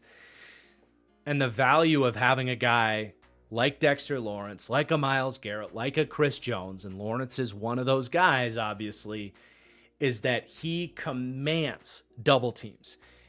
You know exactly where the double team is going to go to, so you can scheme up your rush around that. From a schematic point of view, it is a total cheat code to know that. But it also guarantees you that you can take a Brian Burns and an Abdul Carter and feel pretty damn good about the fact that they're going to get one-on-one blocks. And if they're not, you're talking about, okay, you got a double team going to Lawrence. The offense has to chip block the edge rusher. And now you have 2 edge rushers, hopefully, in both Abdul Carter and Brian Burns that are more than capable of consistently picking apart one-on-one blocks. Like, you can't chip both of these guys. Last year, you could chip Brian Burns and double-team Dexter Lawrence, and the rest of these guys weren't going to scare you too much. Thibodeau showed some flashes at the end of last season. We'll talk about Tibbs. But if Carter is the player they are hoping he can be, right? Like, you don't take him 3rd overall when it's technically not a position of need, right? Like, they could have rolled into this year with Burns and Thibodeau and Lawrence and still felt good about this group. But you don't take this guy 3rd overall to kind of pass up a Thibodeau on the depth chart if they don't think he can be a Micah Parsons level impact off the edge. And the upside of if he becomes that player paired with Dexter Lawrence, this can be a generational pass rushing duo between these 2 guys. And that's just those 2 guys as a starting point. Now, Abdul Carter enters as a rookie in his 2nd year as an edge rusher. He's got to prove that he can be that elite impact. Just as any rookie has to prove himself, though I do have a very respectable 79 rating on him out the gate. But because of the stakes of if he hits early, we saw what Micah Parsons was out of this program in his rookie season. Looked like one of the best defensive players in the league with the snap of a finger. If Abdul Carter, who's drawn plenty of Micah Parsons comps, not just because of the number and the athleticism and the school that they played at, but in many of the ways that they win with that inside rip move and the ability to kind of line up over guards as this half linebacker, and be this crazy mismatch problem. But yeah, if you're talking about this Giants team exceeding expectations and surprising some people and maybe saving Brian Daboll's job, if Abdul Carter can be the better version of himself sooner rather than later, I don't care what offensive line you are, you're going to have a problem passing the ball against this Giants defense. And that's exactly why I put that wild card icon on the graphic there, because of what it would mean for this Giants team if he's good early. Now, that is the ceiling, but like I also think the floor is really nice here with Carter. I think the floor is him as, like a high 3, low number 2 edge rusher. But the way I want to like kind of wrap the Abdul Carter conversation up is like, All right, Dexter Lawrence is a Batman. He is one of those premium elite defensive linemen. You've got some Robins here. You got Brian Burns. I think Abdul Carter's floor is a Robin, like a good number, like at least a capable number 2. I think Thibodeau, there's a chance too. Like if he takes another step forward, as I think he did last year, he could even be a third Robin here.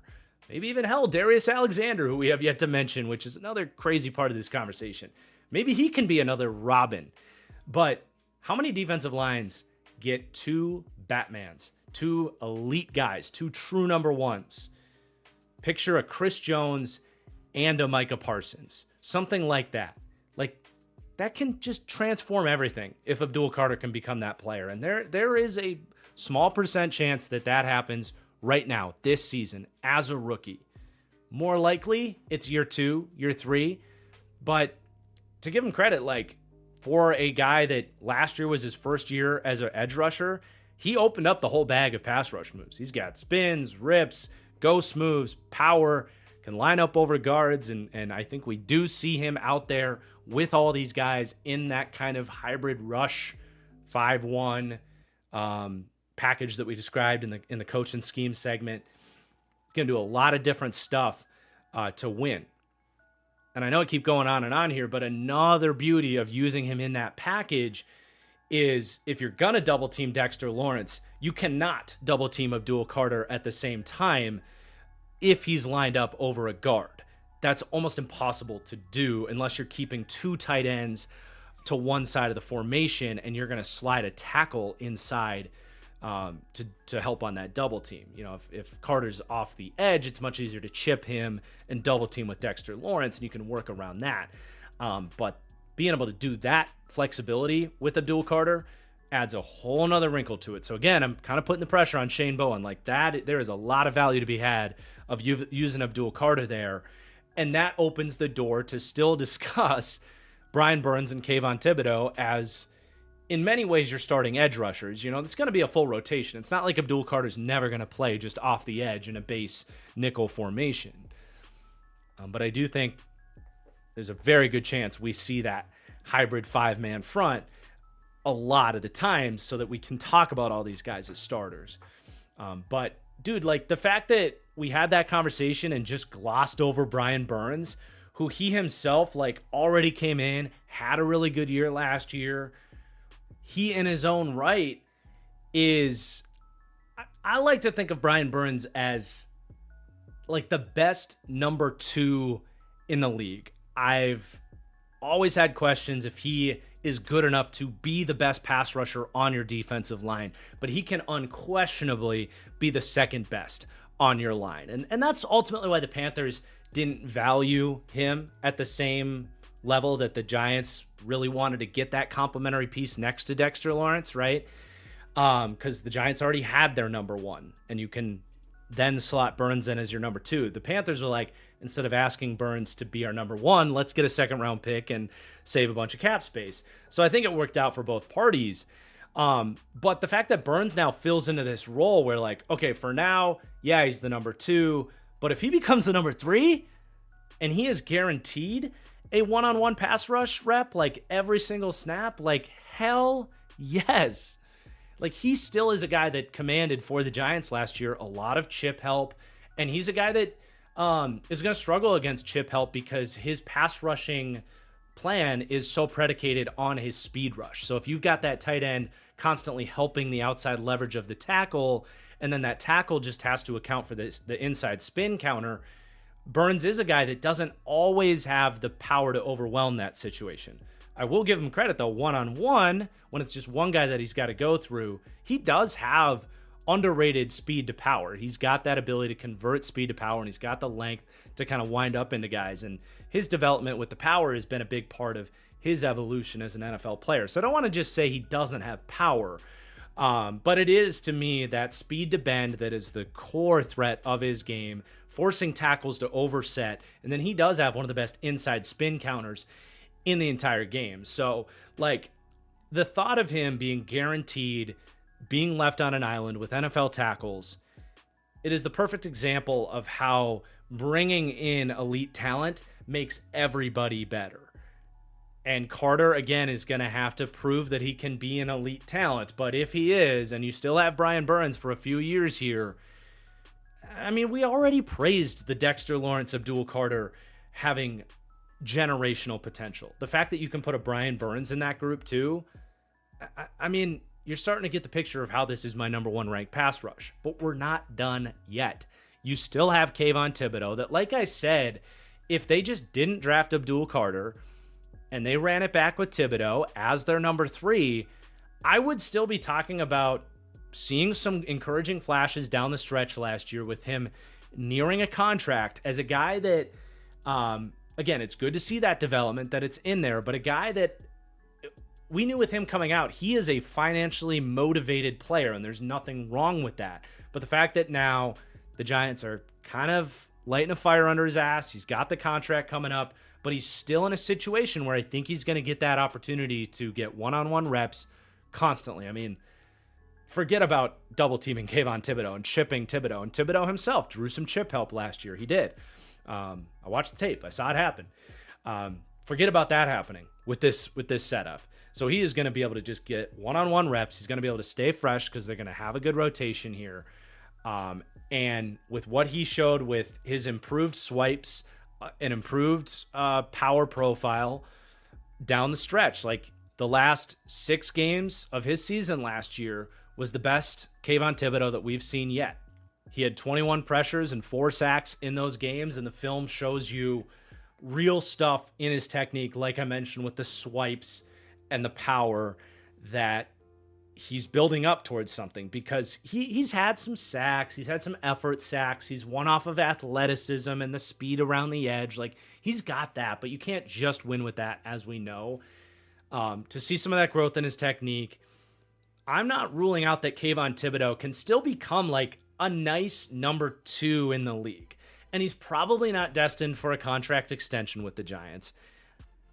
They did pick up his 5th-year option, so he's under contract with this team through next season.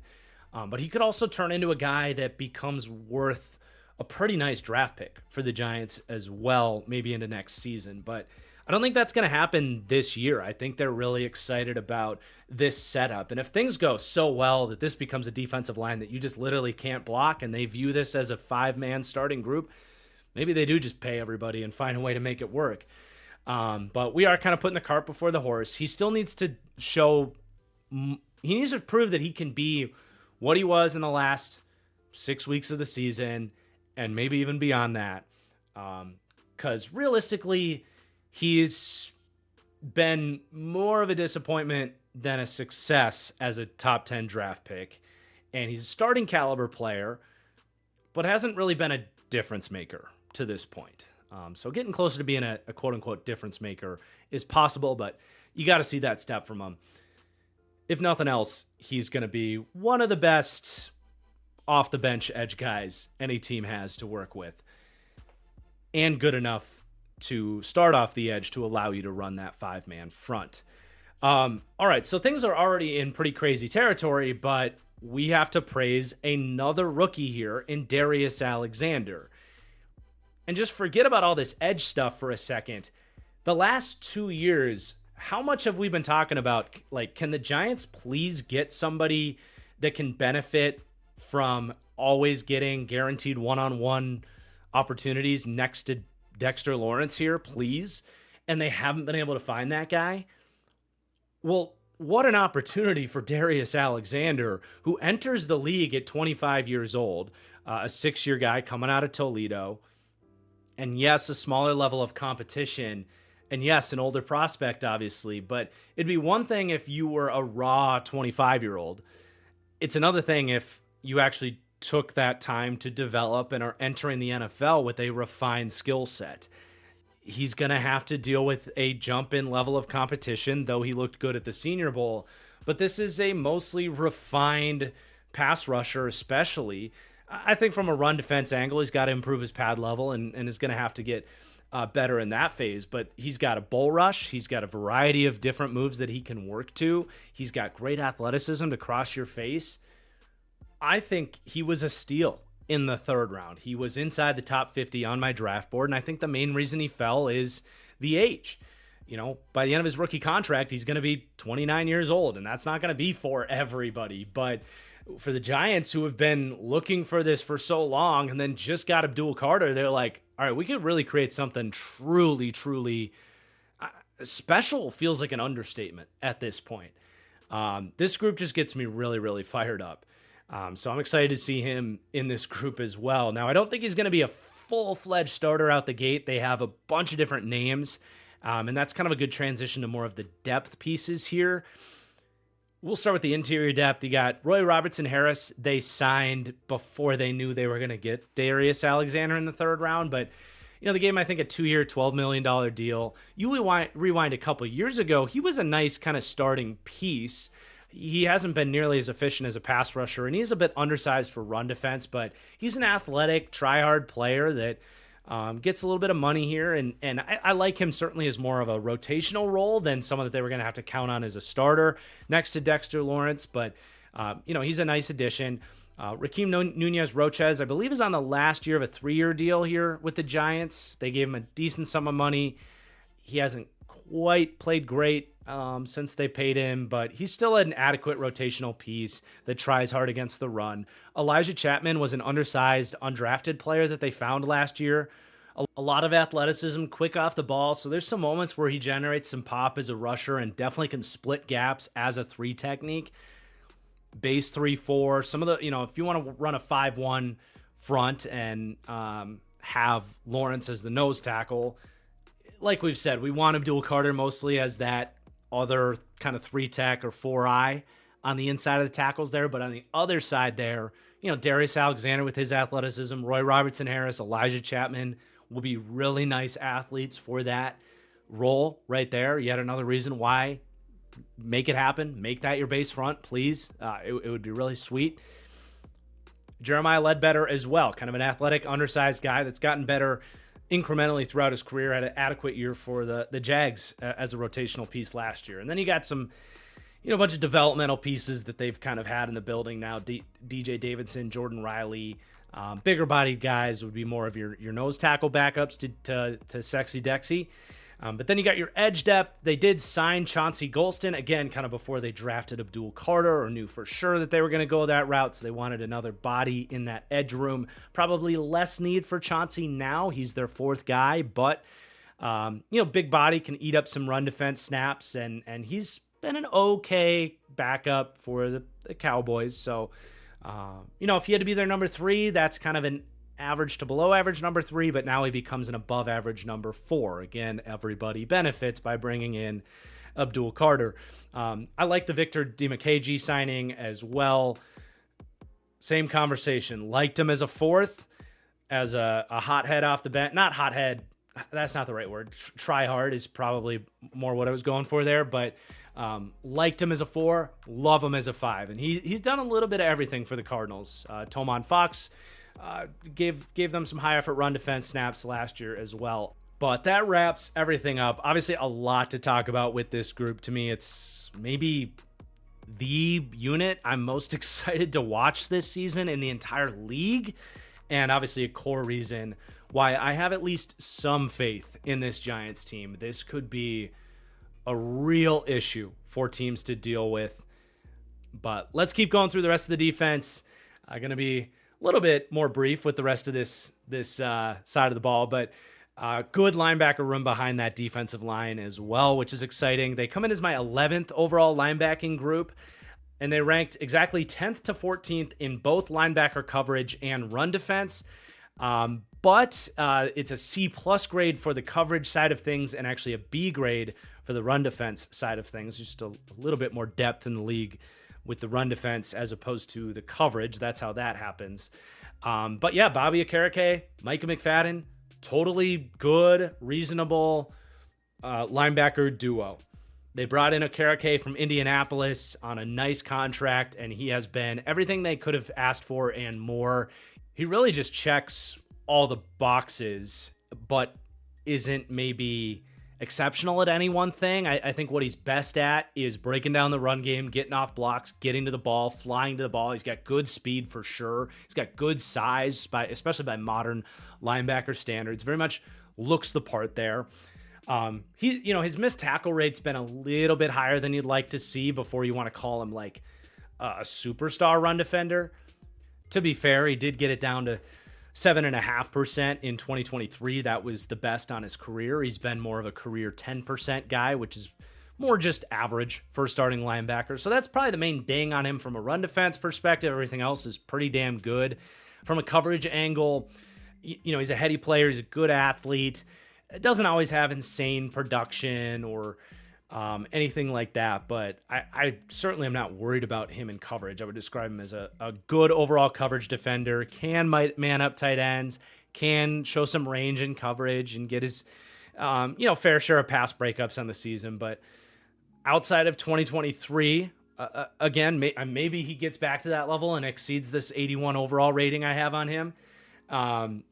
He was a standout performer from a coverage perspective, 7 passes defended compared to 9 combined basically last season and the 2 years before 2023, for example. So at least he's flashed 1+ coverage season, which is good to know it's in there. But overall, he's just been a good, stable coverage defender and a plus run defender. Really nice player. Then you got Micah McFadden, still getting better, in my opinion. Really good nose for the football. Awesome blitzer. Though I don't know how much time he's going to spend as a blitzer because they might end up taking him off the field for Abdul Carter for a lot of these 5-1 packages that we've talked about. But I think McFadden has gotten way better than he was coming out of college at breaking down the run game, taking better angles, and being just a much better run defender straight up. Like he was just play to play. Very young in his career, very much an over aggressive, missile without a targeting system early in his career. Now he's become more of a heat-seeking missile, if you will, with a targeting system. That's kind of what you're going for with all these athletic linebackers. But that's really improved. Even from a coverage angle, he's started to make some more plays in that regard. But I still think he needs to improve with his zone IQ and all that. But for an LB2 heading into a contract year with all of the traits, there's a lot of teams that could use a Micah McFadden as an LB2. And we've talked about this in pretty much every deep dive, it seems. Like this is kind of the sweet spot for linebacker development is like year 4 to 6 is when a lot of these guys really click and figure things out for a tough position to learn. So I really like that duo. And then I'm not going to spend any more time talking about Abdul Carter, but I did want to throw him up on the graphic there and show his ratings as a linebacker alone, because he was a linebacker at Penn State and was pretty damn good at it. So like when they stick him out there as a linebacker, yes, as a rush look, he can drop into coverage where I have a 72 rating on him, and he can stop the run where I have a 75 rating on him there. So I think he does need to be factored in if that package is going to be a core part of what they want to do. As I have said many times, they should. Then for your depth, you got Darius Masau, who stepped in and, he defended the run well in Bobby Okereke's stay, who missed the last month and a half of last season. Young linebacker. He's got some physicality. I don't think he's got like long-term starting potential. Maybe McFadden leaves in free agency and Masau surprise, but I think as a nice backup, that's probably a good role for him as more of a one-dimensional player, in my opinion, more run defense oriented than coverage oriented. Chris Board is a nice veteran backup to have in the room and is a special teamer. And then it's all, developmental / special teams, practice squad guys. Flanagan Fowles from San Francisco. Ty Summers was on this team last year, and undrafted year 2, Deontay Johnson, however he says his first name.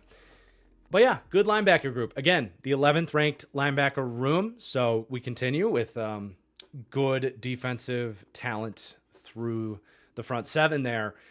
But then we have the Giants secondary, which is in a better spot than it's been. It's a good unit. I think it has potential to be a great unit. But there's just some young pieces here and some question marks. Heading into the year for me, they rank as my 14th to 20th secondary in a cluster of B- graded secondaries.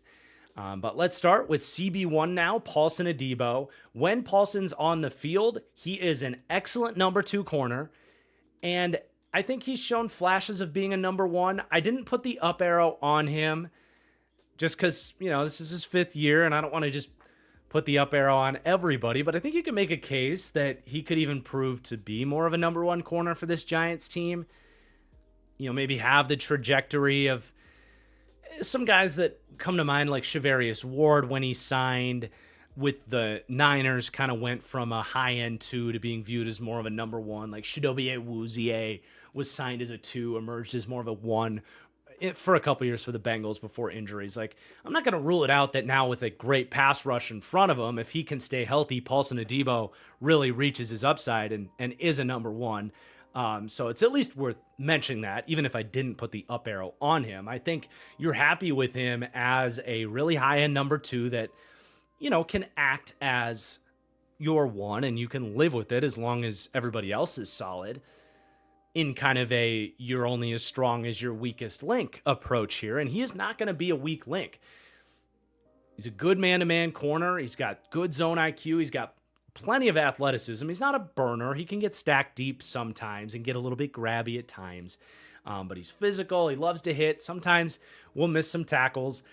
Honestly, the main question on him is if he can stay healthy. And another situation where I don't think he's been hurt quite enough to put the medical, injury prone label on him, but he has missed his fair share of time. So that's another thing with him.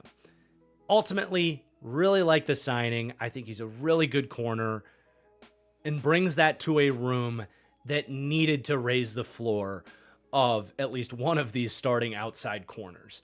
And we'll talk about Drew Phillips in a second. He's an ascending slot corner, but it's a huge year for Deonte Banks, who now gets to be this team's, kind of third best corner, but your number 2 corner on the outside. He theoretically doesn't have to get matched up with opposing teams' number 1s. You could throw that assignment to Paulson Adebo. They'll probably just stick these guys left and right and call it a day. But for a while, Deonte Banks has had to be this team's number 1 corner.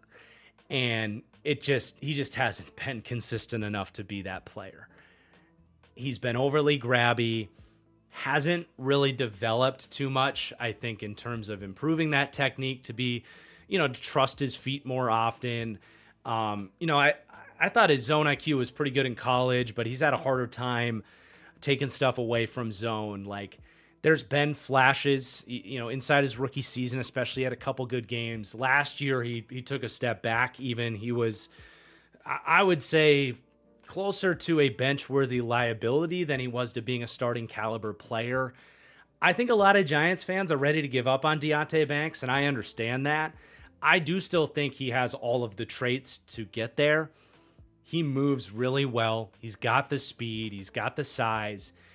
And now with hopefully the best pass rush in the NFL in front of him, a secondary that's pretty stable around him, where it's like the team is no longer treating him like, the number 1, the first round pick that's got to come in and be this team's best corner.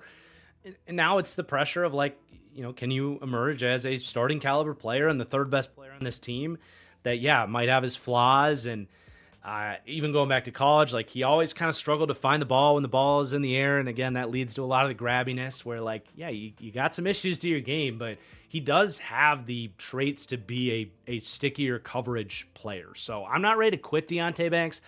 I put that yellow up and down arrow on him. I've got him at a 73 rating, showing some faith in what he can be, but acknowledging that like he was worse than that last year and he just might not be any good. But I do think there's upside for him to be better than that too. So he's one of the wild cards of this team in that if he can figure things out, this can, become a top 10 secondary, frankly. But if he struggles, they are going to have a potential weak link out there and be at risk of not being a top 20 secondary in the league like I have them ranked right here. But it is nice that you have Drew Phillips, who it certainly feels like this team found one in the second round last year, found a starting caliber corner for them. And he even, I think, has the tools to play outside too, like he did at Kentucky. But they stuck him in the slot. And honestly, I was skeptical about that because he missed like 25% of his tackle attempts in his final year at Kentucky. He's got shorter arms, and I was just like sure that he was too small and couldn't tackle and couldn't play in the slot. Not that he wasn't physical enough to do it, but he manages at the NFL level, playing in the slot where his tackling demands are even higher. He manages to clean things up and get his missed tackle rate down to 13.6%, which isn't amazing, but that's certainly playable and not the liability it could have been. And he proves that, like, he is a maniac defending the run from the slot. Like, he reminds me a little bit of like K'Wan Williams, where like he doesn't care. He's going to stick his neck in there. He will blow up screens. He will fill the run. Even if he's undersized, he plays the run more physical than half the starting slot corners in the league. And yeah, the size and the tackling deficiencies will always hold him back, I think, from being an elite run defender. But he certainly can get the job done in that spot. And they saw something in him that was impressive scouting, in my opinion, because with how he was used at Kentucky, I mean, he was like an off-zone space player for the most part, and he was really good at that. But to project that skill set in the slot was impressive by this Giants team. And from a coverage angle, like, yeah, he was a rookie. He had his ups and downs, but I would say he had more ups than downs. And he showed that, I mean, his quick twitch athleticism and ability to like snap onto routes and be sticky from the slot, it's impressive. And he's got a ton of upside in that sense. His top speed isn't amazing, and he is a little bit smaller to have that length to contest catches when he's going against sometimes bigger slot wide receivers and stuff. So like there were some moments where he wasn't quite able to make a play in coverage, but I mean, you're definitely feeling optimistic about who he is for this team and what he's going to be for the future. I think maybe even the main concern is he's another guy that I didn't put the injury-prone tag on him, but if he is going to be this kind of slender, smaller slot corner and play with this aggressive play style, you might have some concerns that he's going to be able to stay healthy consistently throughout, year to year. But I don't want to put that on him. Hopefully he can stay healthy and really emerge as one of the better slot corners in the league. I think he has all of the potential to do that as early as this season, by the way. And then let's stick with the starters before we talk about the depth. Love bringing in Jevon Holland. I mean, he just gives you so much more athleticism and range on the back end to complement Tyler Nubin. I think this is just fantastic. I mean, Jevon Holland didn't have his best year last year, got beaten coverage more than we're used to seeing, and missed an uncharacteristic amount of tackles. He actually jumped up about double in missed tackle rate on what he had been in the first 3 years of his career. So got to get that cleaned up. And certainly, the market wasn't as high as you would think on Jevon Holland. Like, I thought for sure he was going to be a $20 million a year player, and he ends up getting a little bit less than some of the other safeties on the market, even though I think you can make a case Holland was the best overall player available in free agency. Maybe not position of value compared to guys like Milton Williams, but in terms of just like positionless overall rating, like Holland very well might have been the best player in free agency. So to get him on a budget, because he was coming off a down year and because there was some locker room crap going on, I don't really know the details, and I guess only time will tell if that's a concern. Like, character and football character, like fighting with coaches and teammates and stuff. I don't know the details, but I do know that is why Miami ultimately didn't retain him on top of, it being tight financially for them. But I think they could have made it happen if they wanted to. And with whatever happened in the locker room, they were willing to let him go. And then word got out about that, and he didn't make quite as much as he's probably worth as a football player because of it. So it's real, but whether or not it matters is up for Jevon Holland to show us in coming seasons for this Giants team. But super versatile, top 10 safety in the NFL when he's on. And honestly, like before last season, I think he was closer to a top 5 safety than a top 10. safety. So maybe you can even get that version of him back.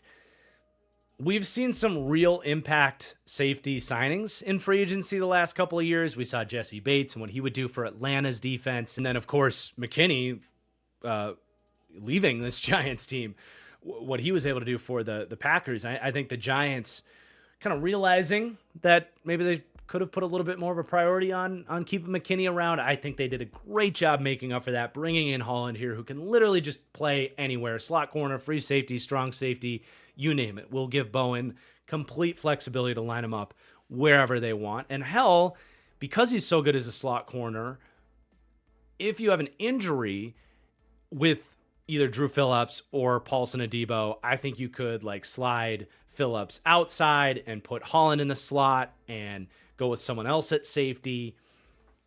Or obviously if Phillips gets hurt, you can put Holland in the slot. Like, he gives you that flexibility too if you want it. You don't need it, but if you want it, that's an option. And then next to him, you have Tyler Nubin, who's another ascending young player that seems to be a hit coming out of last year's draft class that was quietly really good for this Giants team. Much better as a run defender, in my opinion, than a coverage defender. He's not a great athlete, and his margin for error is and probably always will be pretty damn narrow. I think just as a young player, there's always going to be room to improve his route recognition and risk management and all that stuff. So can probably become a little bit more stable as a coverage defender, but I don't think he's ever going to be a great player in that sense. But his physicality to play the run, to take on blocks, to hit, it's tremendous. And he's a great complement to Javon Holland in that sense. Not that Holland isn't physical, but it allows you to kind of have a box player and then have Holland be all over the field covering defenders, covering receivers rather, and tight ends. But that rounds out your starters. You got some depth to talk about here. Cordell Flott has played for this team who, if they didn't sign a Debo and we had to talk about him as a starter for this team, I would be saying that's not ideal. He's not the fastest guy. He's pretty slender, but he can play inside and out. He's been okay at having to start for this Giants team, just not great. But now getting pushed into a CB4 role where, okay, he can play a little dime, he can play a little slot, he can play outside and just be a really nice backup dime corner. Like, I think it's a really healthy role for Cordell Flott, and I actually like that quite a lot. Trey Hawkins, likewise, he's had to play for this team, had to play way earlier than he should have had to. He has the testing physical profile to tell you he has upside, but he just, outside of that, what is there to tell you that he's going to reach that? Like, he comes into the league undrafted and, he had his struggles having to play early for this team, no doubt. But he does have experience, and as a fifth corner, that's probably a healthy role for a guy like that. They draft Corey Black in the 7th round. We'll see what they can get from him. Art Green played a little bit for them last year. They got 3 other guys. Probably a bunch of names competing for a 6th corner spot on this team. But overall, you could do worse for corner depth for a team that's likely to see some injuries between Adebo and Phillips. The safety depth isn't quite as encouraging. Dane Belton, he's another kind of maybe player. He did have a sick interception against the Colts week 17, and he does have an incredible athletic background. And I remember him coming out of Iowa. He was like 21 years old, so he is just 24. He's as young as some of these rookies coming into the league these days. He's younger than Darius Alexander, and he's gonna be his contract's up after this year, so that's just crazy. But yeah, maybe something clicks for him. Maybe it doesn't, but he's gonna be their first guy off the bench, I think. And then you got Anthony Johnson, Raheem Lane, guys they brought in from other teams. Johnson from Green Bay, Lane from the Chargers, I think, and got on the field a little bit for the Giants last year. But probably nothing there. Their safety depth is struggling. If they had a significant injury, I would, depending how Belton plays, I guess, but you would think maybe they'll look to pick somebody up in that safety room. But that rounds out your secondary. I like this group too to fill out the rest of this defense. It's got a lot of upside, especially.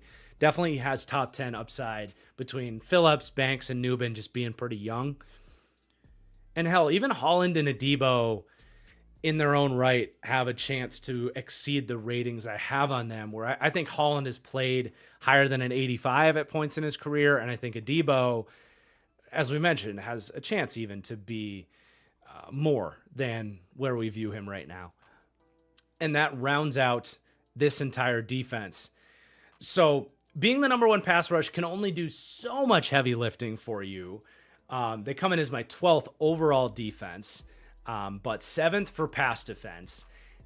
A little bit lower for run defense. They're 15th for overall run defense. A big part of that is, if you remember, that defensive line was our number one ranked pass rush, but 7th to 12th for run defense. We didn't spend too much time talking about that because we were highlighting the pass rush so much. But it is more of a pass rush first group that is going to put a ton of pressure on Dexter Lawrence to eat up the run game. But obviously, overall, I'm really excited for this Giants defense, man. I think, honestly, one of the bigger overall questions is the coordinator, Shane Bowen, with all this talent. Like, if this isn't, honestly, like, we've got him ranked 12th here. If this isn't a top 10 defense, I think that's more of an indictment of his talents as a defensive coordinator. So, we've got him ranked kind of mid to low 20s there. Him proving that he's more of a top half, competent, good defensive coordinator could go a long way towards this being, frankly, an elite defense. But it goes beyond that. The D-backs, there's a lot of upside to be higher than we've got them ranked. And then even the pass rush, frankly, could be even better than we've got it ranked here. Kind of as we described, like if Abdul Carter is him out the gate, like they earn an A grade and are my number one ranked pass rush, but like they could even climb up to being more of an A+ graded pass rush, which as we dove into thoroughly, could obviously make a huge difference for not just this defense, but this team overall.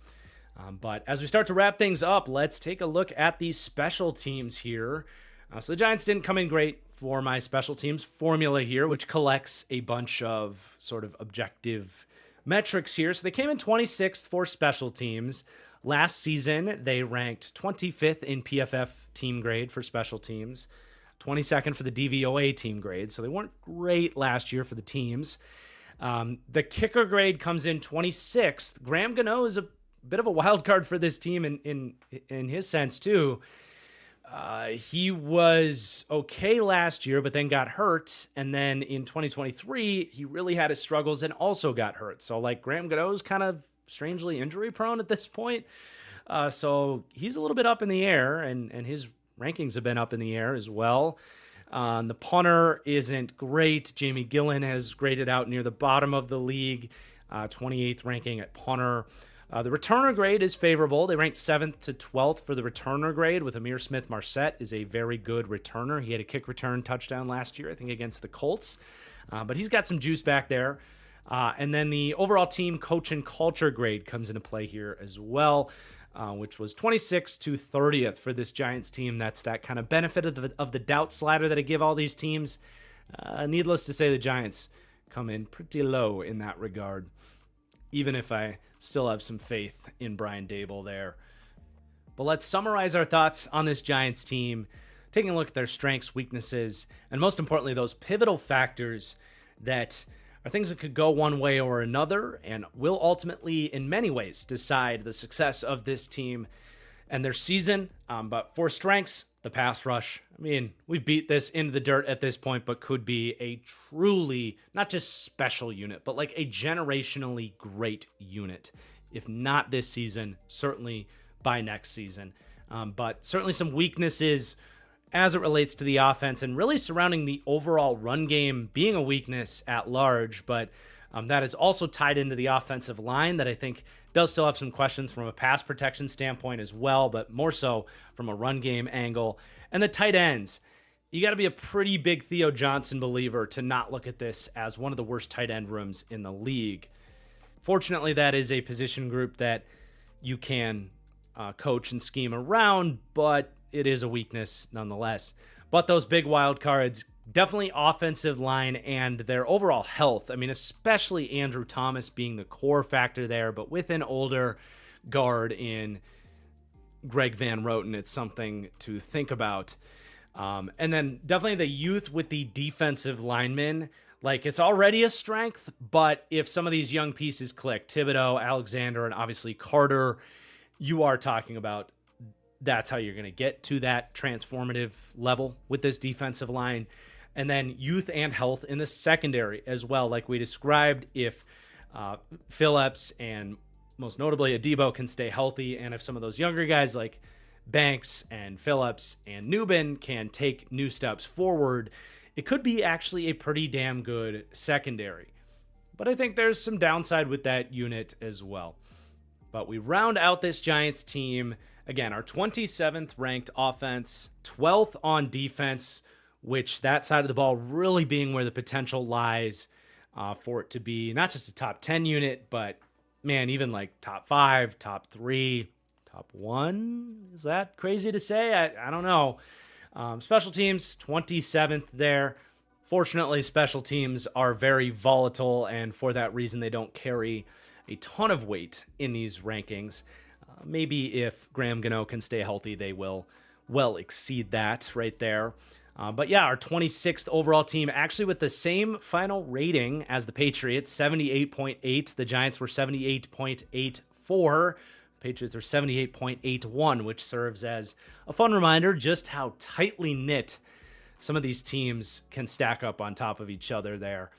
But as we have teased, let's look at this Giants schedule, which sucks. It sucks because I actually kind of have an optimistic spin on this Giants team, but this is one of the most painfully brutal schedules I've ever seen for a team that was tied for the worst record in football last year.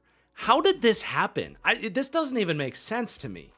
I only have them favored in one game and as underdogs in every single other game on the schedule. Week 5, they go to New Orleans. I have them favored in that game.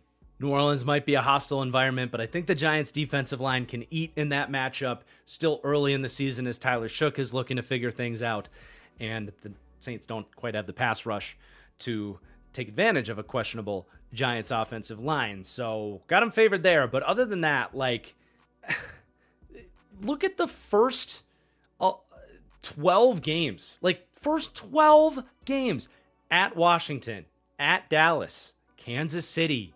The Chargers come to town. The Eagles come to town. The New Orleans game was right before that Eagles game.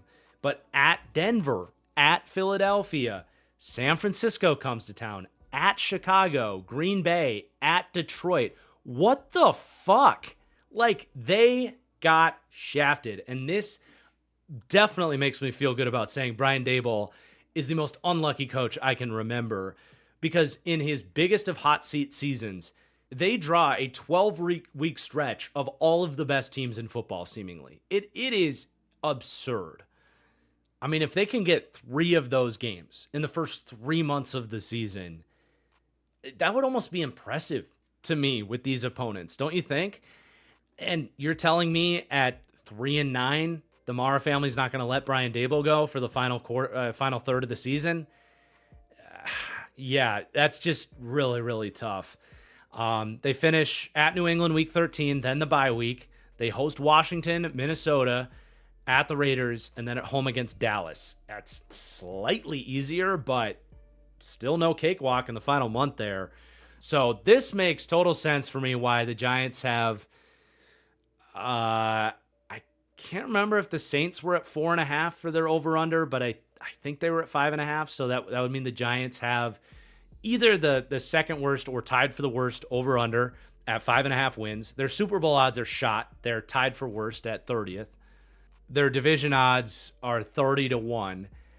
And I can't even fault Vegas for setting the numbers at this, because even if you're like me and you're super excited by the defensive line and you think the offense will have a higher floor than they've had and you like Brian Daboll, I mean, most playoff teams would have a really hard time having a winning season with this schedule. I don't know how the Giants drew this.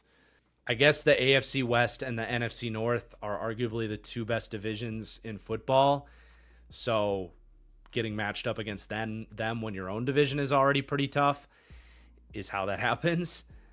But even then, it's like you would have wanted to get the worst teams in those divisions at home, so you have a better chance of at least winning some of those games. And you end up with Denver and the Raiders are your road games, and the Bears were the one team in that NFC North to not win double-digit games last year, and that's one of your road games out of the NFC North. So it's just crazy, man. And then you have to get the Niners because they had a disaster season last year, so that's your last place matchup. And your other last place matchup is the Patriots, which is a road game. So, yeah, I'm sorry, Giants fans. It's unbelievable that they drew this. I've been doing this schedule segment for years. I don't remember anything like this. It's pretty crazy. And I'm sorry to kind of end it on this bomb of bad news, but like, I'm sorry, Giants fans. I don't see it happening. I do think a lot of the teams we've already ranked in this series are going to end up with better records than this Giants team. And I don't look at the schedule when I come up with these final rankings, but this is a case of I kind of wish I did, because I don't think this is going to age very well. I think the Giants are probably a 5-6 win team. Like, I don't want to say at best, but beyond that, kind of feels like a miracle looking at their schedule. And with that, like, I feel bad.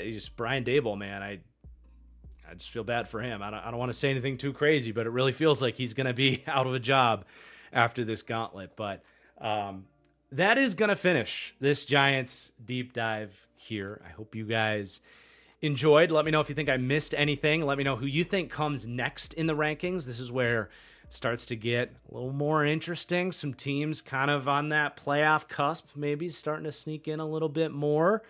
Maybe a couple more teams without those playoff expectations yet to come, but we shall see, I suppose. Please do hit that like button on the way out if you enjoyed. Make sure you're subscribed, and I will see you guys. The next one's probably going to be more of a 5, maybe even 6 day hiatus. I've got a busy weekend here with a wedding and some family in town as well, so I'm going to be a little bit longer till the next deep dive. So until then, thank you for watching, and peace out.